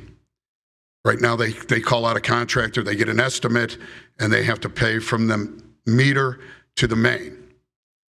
If the village is paying for the public half, is the village using that contractor? How do we're going to have staff's going to need to research, how do we go about doing that? How is that going to be done? And I don't know if we know that answer in the next minute, or if it's something that we're going to come back and kind of study and look at. Yeah, I mean, if we take ownership of that service line, they were going to fall under the same requirements that the residents currently do. We would have to replace that, our side, which we call now from the main to the B box within the same period of time. So we would have to, budget for and hire some type of contractor on an emergency basis. Yeah. And I guess my point is, this is going to get to my second point that I brought up earlier, which is there's going to need to be a pit excavated and this trenchless machine put in there to do both sides of it. And so we as a board need to figure out who's paying for what and how that's being allocated. Is the village paying for the trench and the public side of the lead service line replacement, and then giving a bill to the homeowner as to the private side? Or are they splitting the cost of the trench, or is the homeowner paying for the whole trench? Those are, I think, are policy considerations that we're going to have to look at and the next time it comes up. Yeah, and if we take ownership of that, and the leak is on the public side, the owner could always sign the waiver to waive their portion on their side from the B box to the meter. Right. Again, we would be telling them that that's somewhat crazy because you're going to have a trench already dug there and things like that. But I get that. So what Director O'Brien said is, when we're looking at scenarios, you have two scenarios for a broken pipe. One is it breaks on the public side, and then the village would come out and could just replace from the B box to the main, and the homeowner could sign a waiver. But if it breaks on the private side, the homeowner can't sign a waiver for that portion because it needs to be repaired, and you can't repair, you need to replace. And the village won't sign a waiver, so that whole thing would need to be replaced.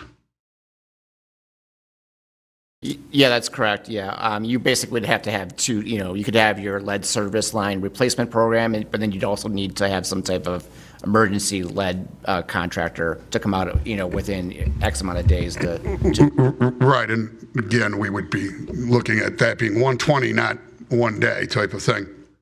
And then the next thing to think about it to the next meeting is, do we want to make this available on a patchwork basis like we do with the sidewalk squares, where somebody could say, hey, I have lead service, I'm willing to pay to have mine replaced. If the village is willing to pay their cost or this much of the cost, is that something that we are interested in looking at?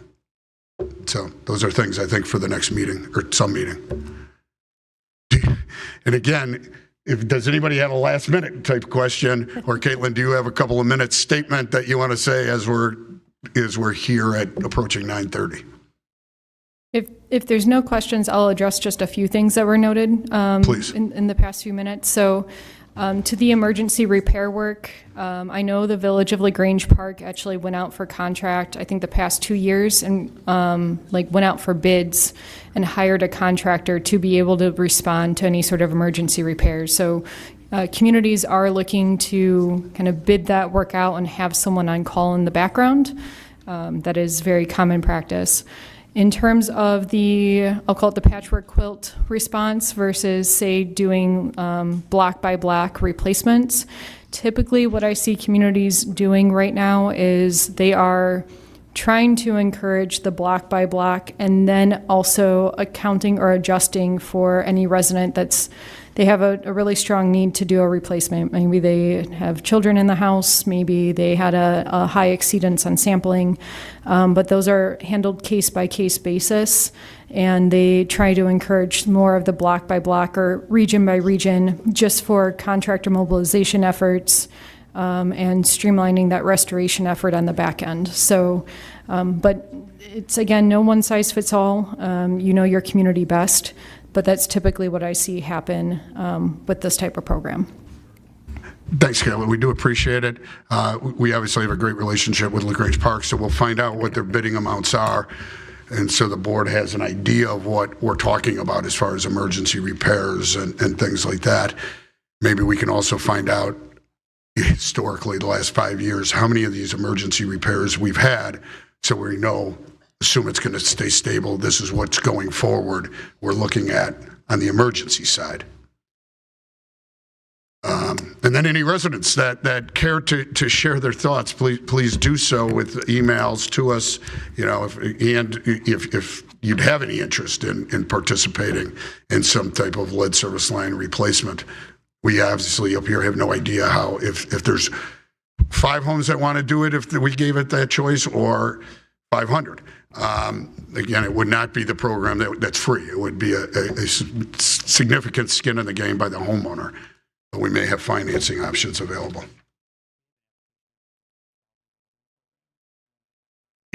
Yeah, maybe, Caitlin, with the revolving loan program or the loan programs that are out there, if you could give an update on that. Yeah, absolutely. So I didn't dig into the slide, but I had it in the background just in case we needed it. So the village is currently still awaiting word on if they are going to receive bypass funds from IEPA. So this would be the second year that we are requesting funds. Should that not happen, we would be looking to around mid-June, in which case IEPA will be releasing what they call their intended funding list. That will be a draft version. The final comes out in July. As a reminder, July 1st through June 30th is IEPA's fiscal year, so that's why July is the start of when we would actually see that intended funding list be finalized. That list identifies all communities that have requested funding and if they have been reserved funding by the state through the loan program. So LaGrange has made their formal request again for funding. 2 weeks ago, I was at a state conference where IEPA announced that they are increasing the amount of funds available for lead service line replacement programs. Previously, they were around $250 million. They're going to be over $400 million. I am hopeful that that would mean that the village would be able to secure funding this upcoming round if bypass funding is not allocated for the village. But we are still waiting responses from IEPA. They did have some correspondence back and forth with questions for us regarding the application documents submitted, so we got a response back to them on those, but at this point I don't have any additional information on that current status. I'm not sure what bypass funding is. So bypass funding, I'll take a big step back. IEPA has so much funds reserved every single year for their loan program. So, for instance, when I referenced that $250 million, they put that pot of money out there specifically for communities to request for lead service line replacement projects. The first 6 months of their fiscal year, so July 1st through January 1st, December 31st, however you want to look at that, communities that were allocated funds on that intended funding list are allowed to basically obtain those funds or secure those funds. If they have not provided documentation or acknowledgement to the state that they are going to use those funds, then any funds remaining in that pot of money, that 250, go into what's called bypass funding. That's the back 6 months of IEPA funding cycle. So that's January 1st through June 30th. Those funds can be competitively chased after. Depending on the funding bucket that you're going after will change the rules on who's able to access those funds. But for lead service line replacement programs, it was operating more as a first come, first serve, so long as you are already on the intended funding list, which LaGrange was for this past fiscal year. They just the village did not score high enough to be allocated funds in the first 6 months. And that was based on need, financial need? It's based off of census tract data. There's 7 different criteria that unfortunately the village really has no ability to alter or change. And the max score is like 410, think City of Chicago locations. I think the village had a score in like the 150 range, and the lowest score that was allocated fund this past year was like 235, I believe. So again, we're hoping that with that increased bucket of money that those funds are going to go further this upcoming fiscal year. Has the village received any loans for lead service lines? The 2 years ago, the village had been initially on that intended funding list, but the village at the time was not ready to take that step. So they did not move forward with the program at the time. Okay. All right, any other questions before we continue this discussion? To be continued. Caitlin, thank you very much. We do appreciate it. Thank you. You gave us a lot to think about. Thank you. Okay. Everybody, thank you. Yes, please, a round of applause for Caitlin. All right, we introduced the consent agenda. We've done the manager's report. Are you completed on the manager's report? Terrific. With that, I'd like to request that the items have been read. I think a motion on the consent agenda. Are we there? Yeah, I think a motion for approval of the consent agenda is presented. Second. Okay. Any discussion on that? I know Trustee Augustine at least is going to have her initial conversation, but there may be others on items A through J.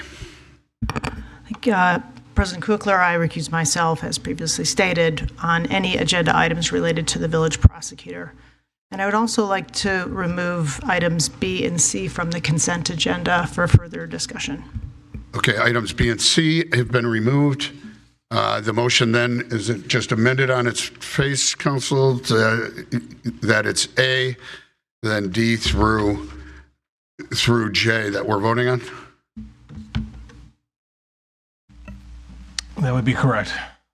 Okay, so Trustee Gale made the motion. Did somebody second? I'm sorry. Trustee O'Brien, thank you for that. Any discussion on the remaining consent agenda items? I would just ask on F, the resolution approving the agreement with the LaGrange commuter rail station, if when we tell them that we approve that, if we could ask them about both the payphone that's broken and hanging out the side, as well as the bells on the gates, if those can be, the volume can be adjusted. And with that, I would ask for a roll call vote. Trustee Thompson. Aye. Trustee Peterson. Aye. Trustee O'Brien. Aye. Trustee McGee. Aye. Trustee Gale. Aye. Trustee Augustine. Aye. And that passes unanimously. Moving on to current business, starting with 5B, I would ask Trustee Augustine to introduce that. Okay. I could read it all in, or we could just begin to talk about it. However you wish to do it. Yeah. It's a pretty short summary here. When vehicles or equipment no longer fulfill their intended purposes, it becomes necessary to divest them. The village property included in the proposed ordinance has been identified as having reached the end of its useful service life, with cost repair or maintenance exceeding the benefits of continued ownership. Approval of the proposed ordinance will allow for the property listed to be disposed of through a sale, trade, or auction. So that is the old street sweeper that went down at a critical time for us, correct? And then the next part is the purchase of the new street sweeper. Yeah, that is correct, right? So I had some of the same concerns as Mr. Foreman on this. First, the repaired sweeper, and I think I mentioned this at the last meeting. I was concerned that maybe we should keep 2. So that should be in the event of an early fall snow situation, need to pick things up more swiftly. I think one of the concerns was that we didn't have possibly have garage space for. Was there a possibility of having that kind of space? I mean, we could, those street sweepers, like they rapidly decrease in value. The resale value would go down considerably if we kept it on. Yeah, and as I said before, yeah, we would have to look for a place to keep it during, off times, whether it's with the park district or whatever. Okay, and I know. Just let me interrupt for 1 second. Do we have to make a motion before we start discussing this matter, or what's best practice? It's really your prerogative. I mean, that's our custom, but it's your prerogative if you want to hear the motion first. All right. So normally what we do is we motion before we have a board discussion. So we need a motion on this to lead to board discussion. And I can't make the motion. A motion to approve items, can I do B and C together? No, I think you have to do them. Since they're off the consent, then they would be one at a time. No exception for the consent. I would like to motion to approve and discuss the ordinance authorizing disposal of village property. Item B. Second. Okay. Thank you, Trustee Augustine and Trustee Gale. And with that, any further discussion? I cut you off, I think. Yeah, let me see if I can remember where I was. So I know with police vehicles, they're running 24/7. So those vehicles oftentimes may last 4 or 5 years, right, because of the frequency of use. So those get replaced frequently. The street sweepers aren't used 24/7.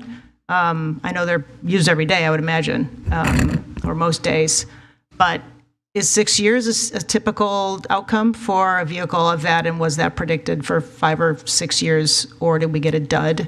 And are we getting, and what do we have in hopes in terms for this, the new model? No, it's basically the recommended frequency is like 6 to 7 years before the decrease in value goes dramatically down.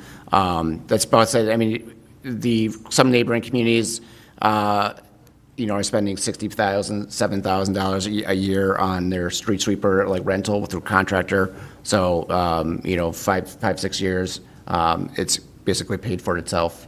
I think you have a good return on investment, and in having these sweepers at your convenience to go out there and sweep after storm events or like after water main breaks when you need it, is definitely helpful.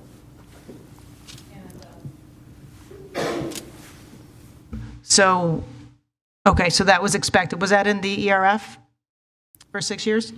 Equipment Replacement Fund? Was that where it was marked to go out? That's where it's coming out of the ERF. So it failed right when we thought it might? Yeah, correct. Interesting.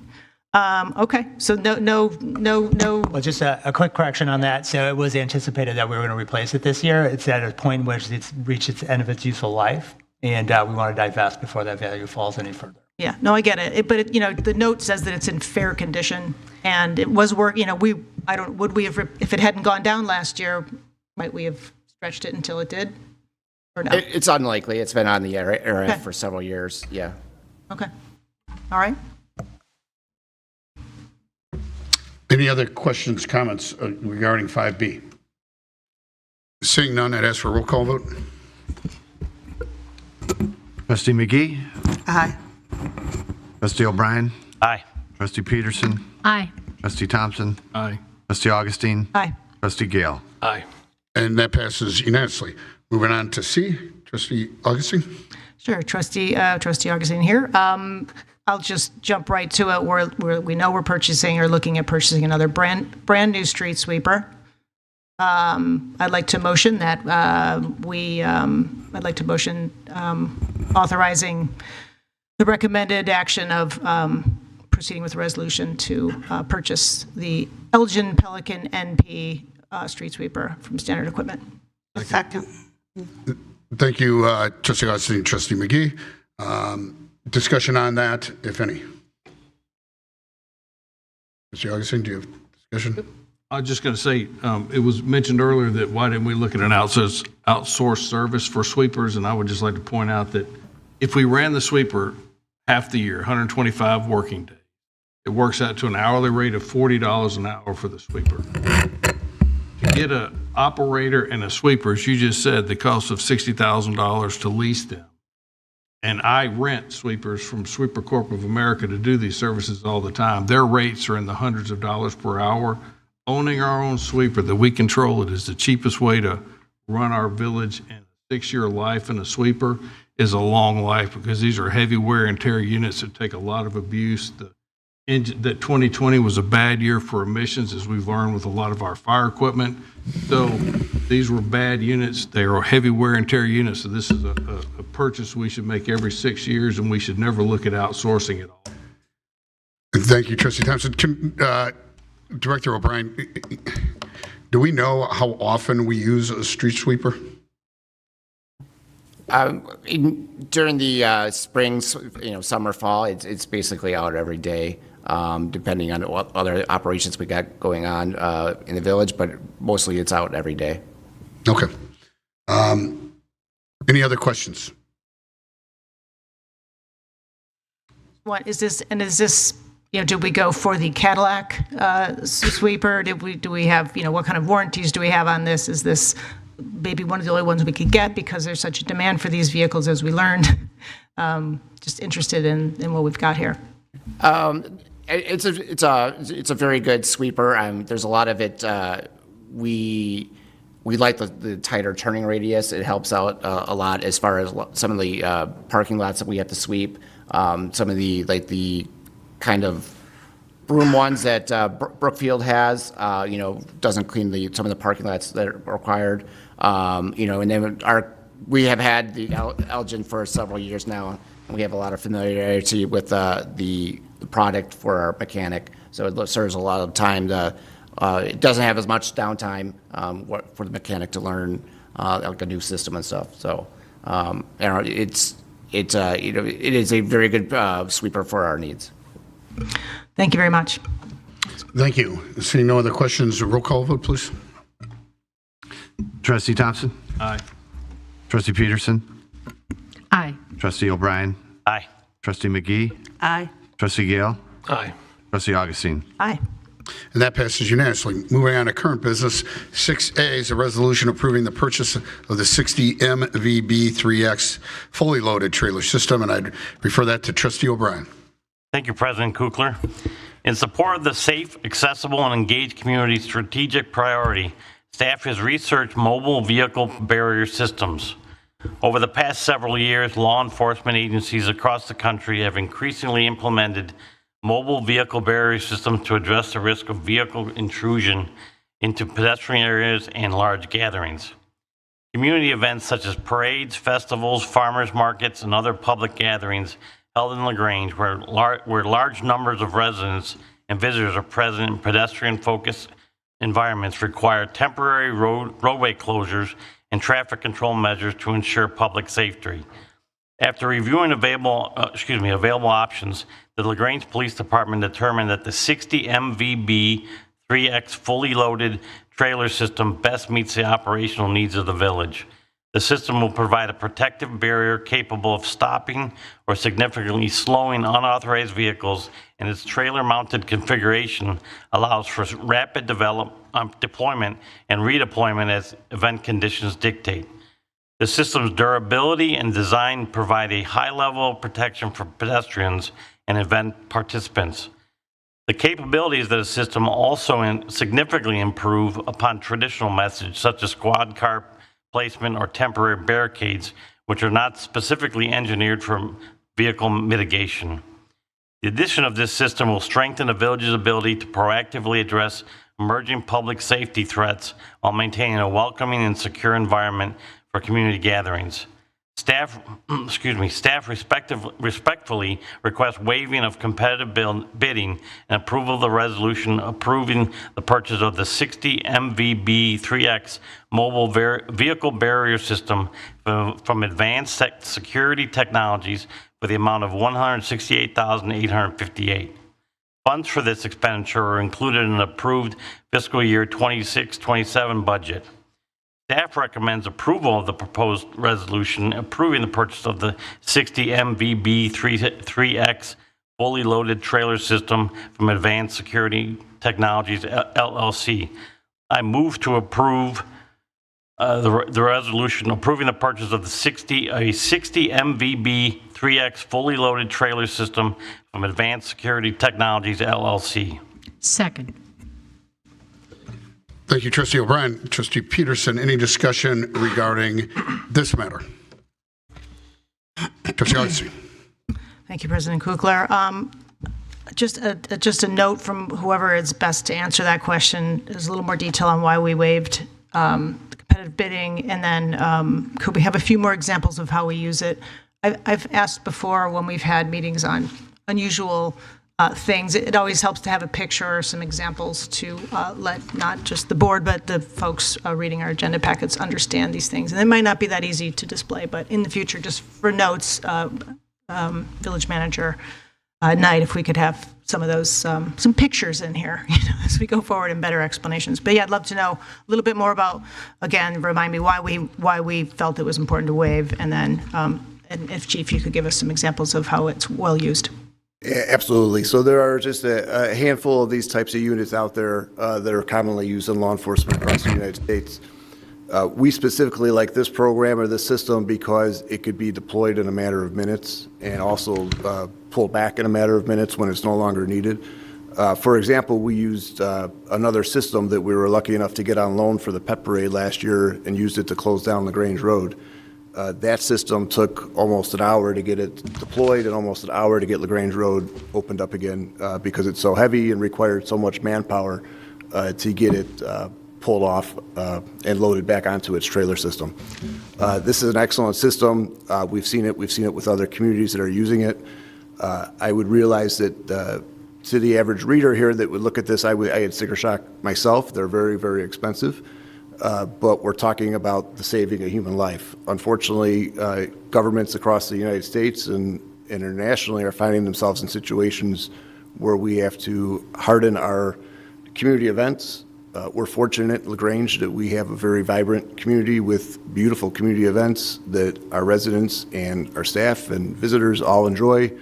And it's our job to keep people safe at those events.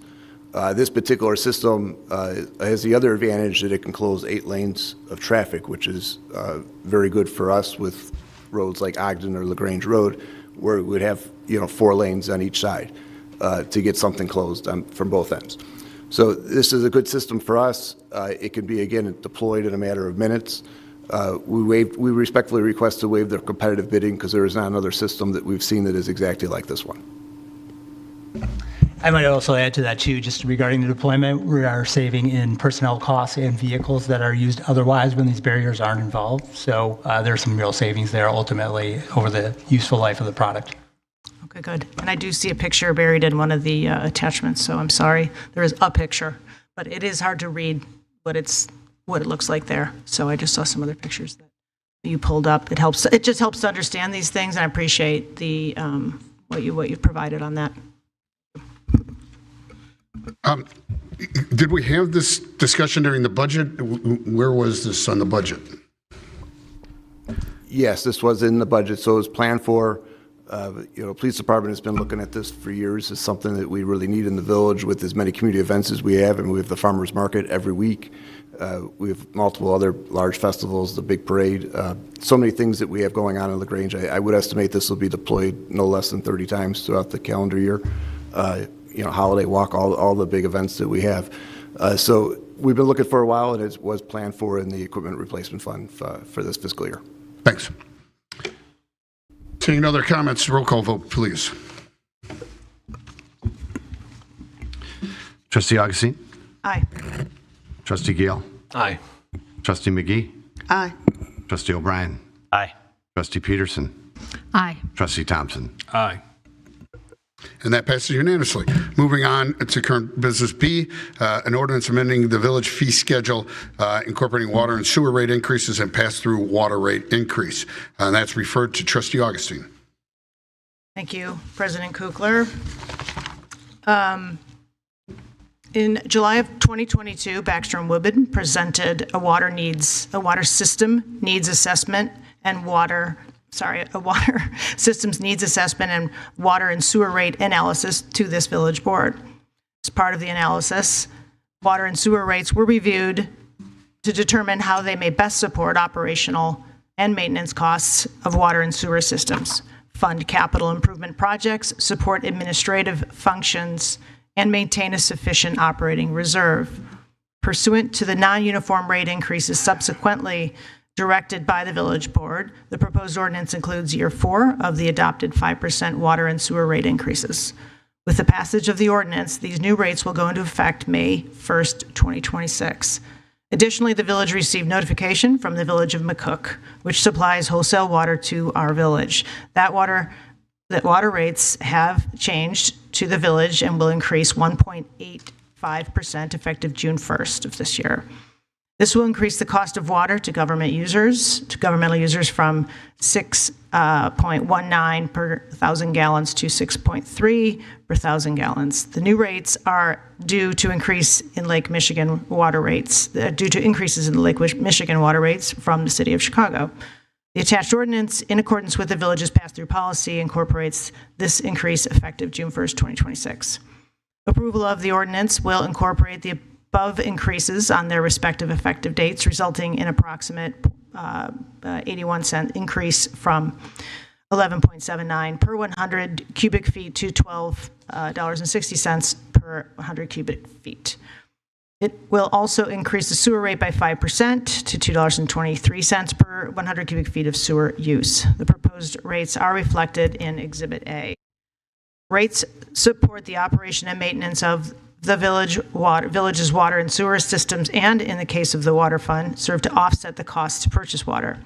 Expenditures budgeted in the water and sewer funds include the replacement of aging infrastructure, adequate reserves to fund repairs, and the maintenance of revenue bases necessary to support the potential for financing needs to fund capital work, including meeting state-led service line replacement requirements.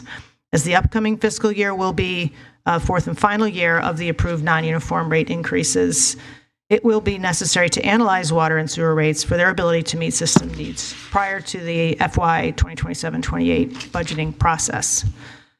The fiscal year 2026-27 budget includes conservative estimates related to the village's water and sewer user fees, as well as the McCook rate increase.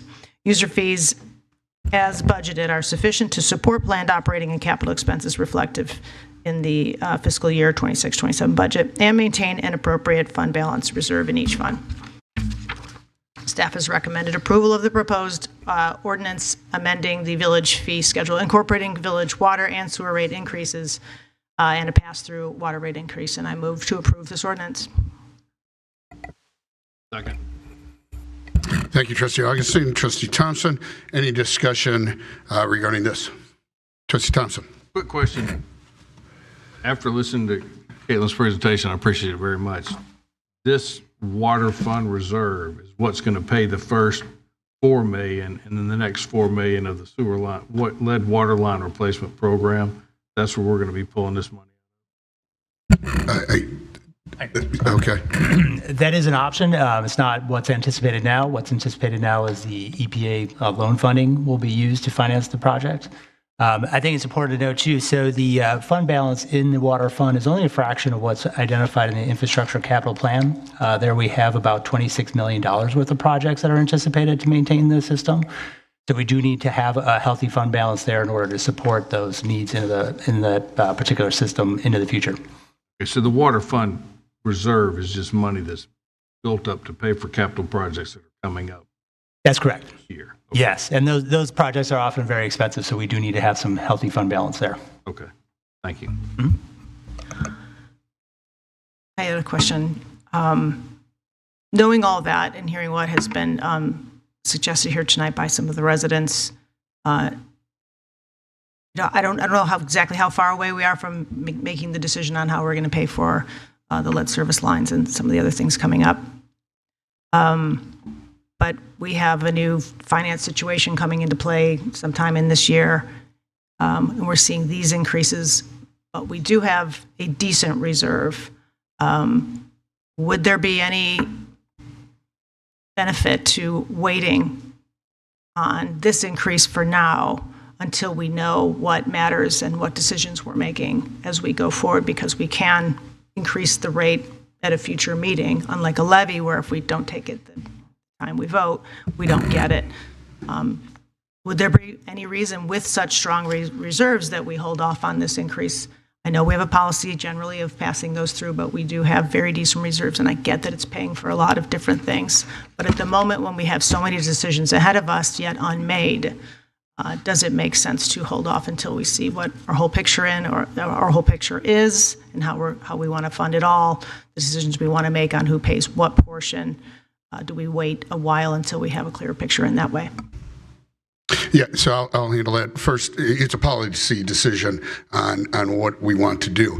The policy decision was made 4 years ago for 4 years to do a 5% increase and pass through the McCook rate increases. So that's the issue is after year 3, do we say, well, our reserves are high enough, we want to scrap the plan? Or do we say we've implemented a plan for 4 years, we'll eventually need the money because we can always stop raising rates and allow the McCook rate to go up and then have a zero balance eventually. So it's just a policy concern. Do you want to continue with the plan where we set out 4 years ago that said we are going to raise rates 5% for 4 years? Or do we want to stop that 1 year early? I personally would say we made the plan, we do it the 4 years, and then we reevaluate at the end of the 4 years as to what we want to do in the future. But if you're advocating that you want to stop the 4-year plan after year 3, then we can pull the board and see which way they want to go. You know, I'm just trying to think of pennies saved for the resident. It's not much, at least for the McCook. And I know we all care about that, so I'm not saying no. That, it's 5%. I mean, it's 5%. So it's 5% of the bill. We're saying it's going up 5% to increase the funding for the fund balance to pay for water mains is really what the main thing that we use it for. But that's the policy thing. Again, yes, the residents would say 5% going forward. Eventually, we'll have to make that up because there'll be a bill eventually. Whether I agree, and we'll be doing those things. It just does appear that we are ahead of projections, far ahead of our projections, unless that's wrong. But I think that's right. That's why I'm asking, because we're so far ahead, and it's worth having the conversation. I agree. It's worth having the conversation. I'll take the numbers at face value that our balance in the fund is good, is ahead what Baxter and Woodman projected. I don't think that's a bad thing. I don't think the plan when it was adopted 4 years ago was a bad thing. It's again the policy of do we want to stop it a year early or not? And if you're saying yes, you'd like to stop it a year early, then I'm happy to pull the board on that. If you were just wondering what it is, then maybe that answered your question. Yeah, I was just hoping to see if there was anyone who wanted to discuss it. I just thought it was a worthy conversation, but if it's just the two of us, that's also fine. I'm not, I was here when we voted on it. I understand why we're raising the money. I understand that we need a great deal of it. But to look at it from the perspective of us so far exceeding what the projection was, I just wondered if this was a moment to dial back an inch. But, yeah. Okay. You just tell me what you want me to do, and I'm happy to do it. Well, I think if there's no one else who wants a discussion, I think I understand the way the vote's going to go. So I'm not going to press for it. I just thought it was a worthwhile discussion to have. Fair enough. Anybody else want to comment on this matter? Seeing none, I would ask for a roll call vote. Trustee Thompson? Aye. Trustee Peterson? Aye. Trustee O'Brien? Aye. Trustee McGee? Aye. Trustee Gale? Aye. Trustee Augustine? Aye. And that passes unanimously. Moving on to C, the Village Board held a discussion on housing affordability during its March 23rd, 26th meeting. The discussion included the LaGrange Forward Comprehensive Plan. and discussion of creating a task force to review opportunities to maintain and potentially increase affordable housing to comply with various Illinois state mandates, as well as to support a healthy community. With regard to the LaGrange Housing Task Force, the idea is that it would be created to review specifically opportunities to maintain and potentially increase affordable housing to stay in compliance with the Illinois state mandates, which of course will also help with a healthy community. Task force members will be LaGrange residents with varying expertise, insight, interests, backgrounds, and perspectives. As such, to align on matters, the initial meetings will be educational and members will review various housing policies. They'll look at the comprehensive plan. They'll also look at results of our peer communities that have been successful in implementing other housing policies.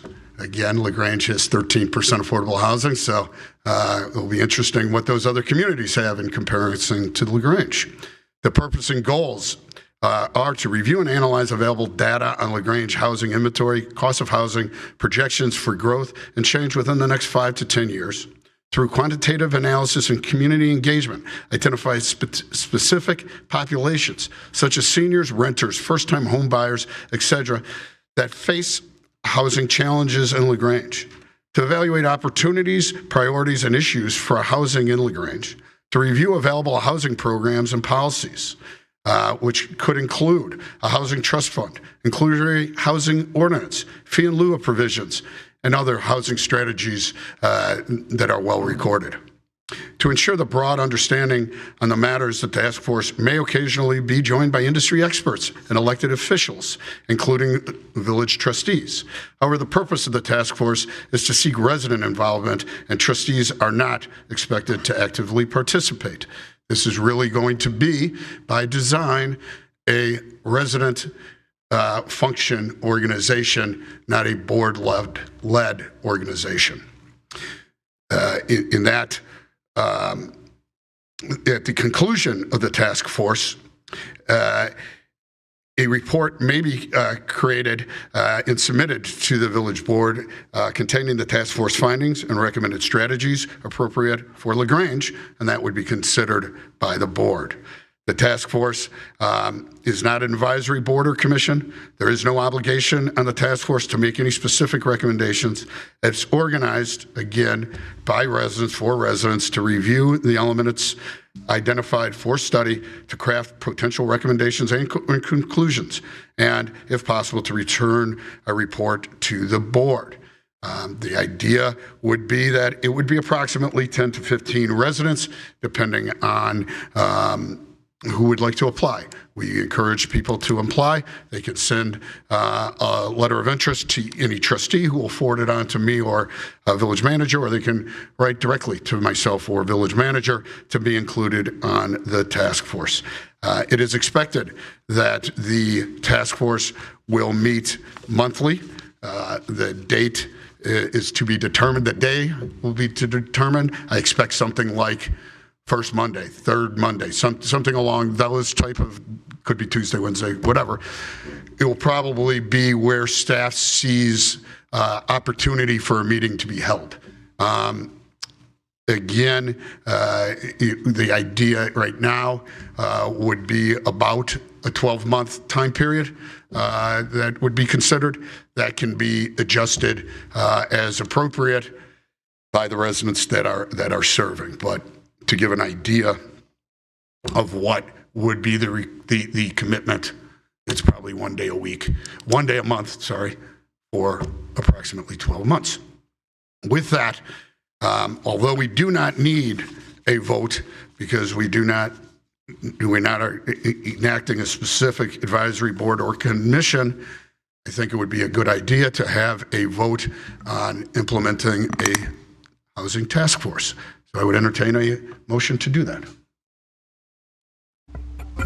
A second. Thank you, Trustee Augustine. A second. Thank you, Trustee McGee. With that, any further discussion regarding a housing task force? I would just say that, and many of us up here have already agreed on some language, and you've read some of it this evening, that will go out.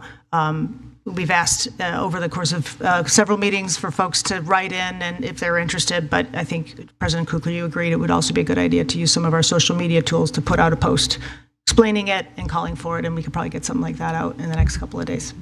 Absolutely. I think we should, two things. Absolutely, we should publicize it with all available means. And earlier today, you saw a photographer. She was from City Social, taking pictures to put on for various things. And hopefully the Housing Task Force is one. It does bring up a point. This is around the time we supply all commissions and boards. So again, I would ask if anybody's interested in serving on any board or commission that they send interest my way, so they can be considered, and hopefully we can get that message also out on social media. But thank you. Seeing no further questions on the Housing Task Force, I would entertain a roll call vote. Trustee Thompson. Aye. Trustee Peterson. Aye. Trustee O'Brien. Aye. Trustee McGee. Aye. Trustee Gale. Aye. Trustee Augustine. A very enthusiastic aye. And that passes unanimously. Thank you. And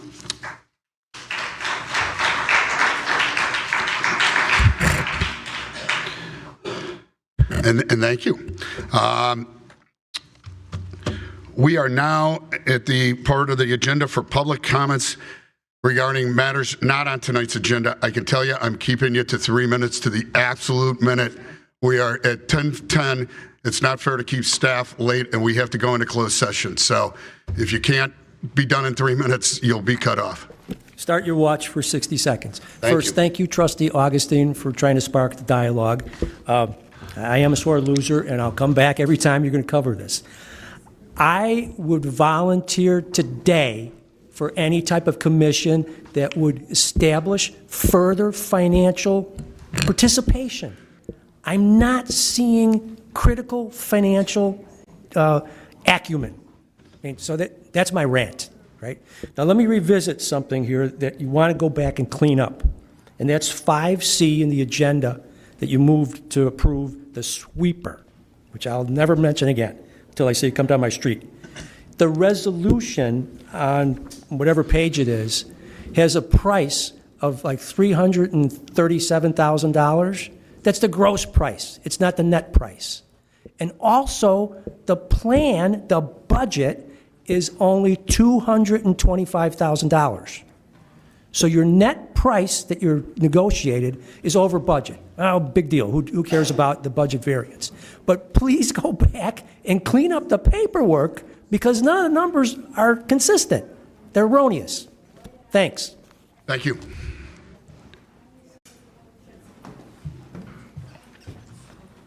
I will keep this very brief. My name is Kirsten Robinson. I am a resident.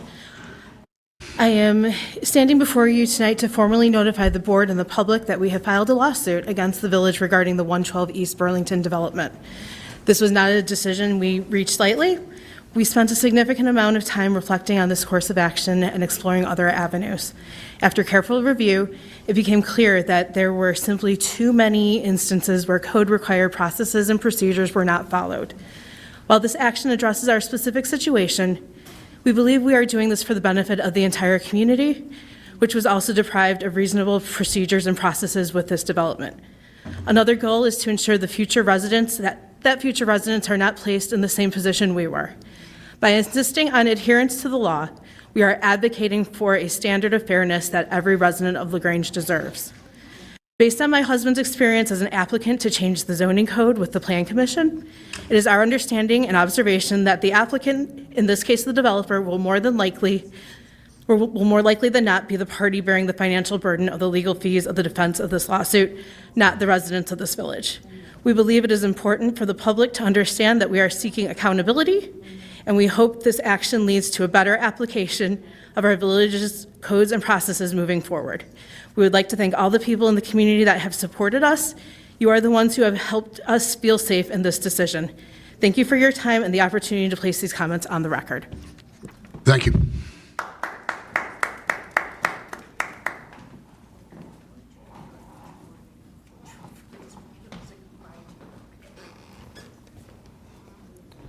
Jonathan Robinson, I'm a resident.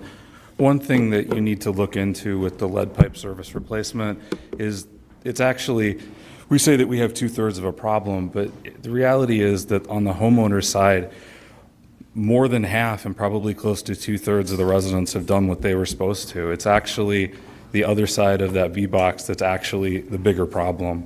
And if you actually take the numbers and look at them, it's probably about basically, and you can look at the board, 5 out of 7 of you guys have lead lines replaced to your house, but 5 of 7 of you also have lead lines from the B-box to the water main, and that's the public side, and we've all agreed to that. The majority of that project, probably 2/3 or more of it, is on the public side, not the private side. And so when you're looking at this and thinking about it, to sell the project better to the public, you need to understand what's on the public side that we all agree is the public's price. And the majority of the project, at least 2/3 of it, when you look at that map, is actually on the public side and not the private side. And so taking the private side had too much focus. You need to really worry about the side that's public between those B boxes and that actual place. And to actually separate those out, actually get some linear footages and do it, you'll see that difference. Thank you.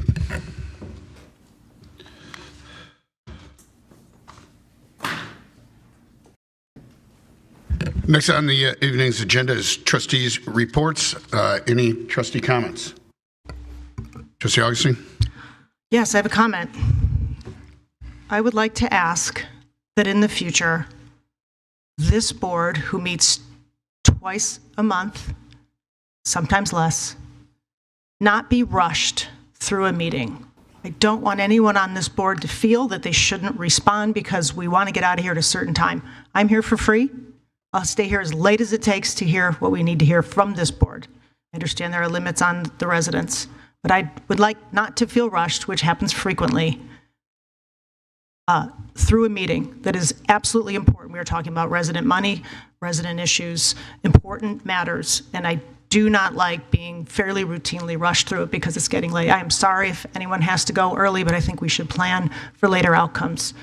If you have something to say about that, I'd be interested in hearing it, but I don't think that's ideal. First, I'm not sure if you're speaking of, I guess the one group I rushed would be, I said I was going to make the public limit to 3 minutes. So I would acknowledge that what happened earlier was almost every commenter went well over 3 minutes. And so I did say I was going to hold them for 3 minutes. As far as any other rushing, I'm not sure what you're referring to. What we specifically did with the lead service line was not rush. We said we're going to cut it at 9:30 and regroup and do it again another meeting. You've said in this meeting and others that we need to move along because people have to go home. It's getting late. That's what I take issue with, and I just don't think we need to be rushed. Maybe you think I'm up here saying things to extend the time. I'm not. I think what everyone has to say is important. So I don't think we should feel rushed up here. I'm asking that kind of commentary be not used in future meetings. Well, again, the issue comes into how late should meetings go. It's been our traditional policy to try to get the meetings to end approximately at 10 p.m. There's reasons for that. Part of the reason is for the public and how late they want to stay, and for our staff, as well as the board, on how long it's appropriate for them to stay. And yes, it's your opinion that we shouldn't end at 10 o'clock, we should go unlimited. That's a person's opinion. But if the majority of the board wants to change that and say, no, our goal isn't to try to get done by 10, again, it's not to rush any item. For example, the lead service line. That, I think, needs hours more of conversation, and that's why it's being continued to another meeting. If there's anything else that you felt rushed, street sweep or anything else, I apologize. There was no intent on my point to limit your questioning on any matter, and I'm not sure which one you're referring to, but we can have it discussed again at next meeting, whatever you would like to discuss more. Well, I said what I needed to say. I didn't take the comment. I was going to say what I said regardless, but you do make these mentions frequently, and I don't know that you're aware of it. And I don't want any of us to feel right. When we have an agenda this large, I mean, I've never seen a consent agenda with that many items, and we didn't have to talk about too much of it, but we had the lead pipe presentation for funding. We know that's going to take us longer. So there are certain meetings that take us longer. When I started this, I was not told we end at X time. So if there's a specific time that's official you want to hit, we can try to target it. But the statement of saying, let's move it along so we can get out of here, that's what I don't want to be said. I don't know when I made that statement, I guess, and specifically when we were talking tonight, other than the 3 minutes to the residents. Which item did I say, let's move this along, let's stop talking about this? I'll have to review the tape. You didn't say let's stop talking about it, but you did. I don't know. Is anyone out there remember that this was said? We have trustee comments yeah, that was you're said. welcome to make. President Kukler was absolutely said, I'm not offended by it. I'm just asking that we kind of limit that kind of conversation. I felt it before, and I just don't think it's necessary. And again, I'll come back that right now I'm operating under a policy of we're trying to keep it done by 10 o'clock. If the board would like to scrap that policy, that's fine. So that is why I've said before, we're at 9:30. I ended or tried to end the storm sewer at 9:30 to allow a half hour, because that's what I was estimating it would take. It took 10 minutes past that, and now another 10 minutes. With the idea, though, to be done approximately 10 p.m. So if I hear from other trustees that they want to scrap that, I'm happy to do that, but that's what I'm continuing to understand. Yeah, I'm not familiar with the policy. It exists somewhere, I'm sure. I've kind of heard it mentioned. I think it's a goal more than a policy. But it's a policy. Absolutely. I'd like to change it. I'd like us to be efficient, but I'd like us to also say what we need to say. And if we feel like it's getting late, we can push items to a future meeting if we feel like it's going too long. But I don't like feeling rushed when we get together twice a month only. I'm sorry that you felt rushed, and that was not my intent. With that, any other trustee comments? Trustee Gal. Thank you, Mr. President. On a different note, I just wanted to respond and thank Public Works publicly for a note we got that they responded to a water main break in the 700 block of Mason late Monday night into Tuesday morning, and the crew worked through the night so that the water main would be fixed and restored by 8 o'clock in the morning. So I think that's just a job well done. I think often we don't think about, the nuts and bolts and the basics of what Public Works does, police does, fire protection, and I just wanted to thank them publicly. So thanks for that job well done. Thank you, Trustee Gal. Thank you to Public Works. Any other trustee comments? Seeing none. At this time, the village board intends to meet in closed session under section 2C1 to consider the appointment, employment, compensation, discipline, performance, or dismissal of specific employees of the public body. 2C11 for the purposes of discussing pending or probable litigation, and under section 2C21 to discuss minutes of meetings lawfully closed under the Illinois Open Meetings Act. The village board will not reconvene in open session, as no formal action will occur following the closed session. May I have a motion and a second to enter into closed session? I move we enter into closed session. Second. Thank you, Trustee Gale and Trustee O'Brien. Roll call vote, please. Trustee Augustine? Aye.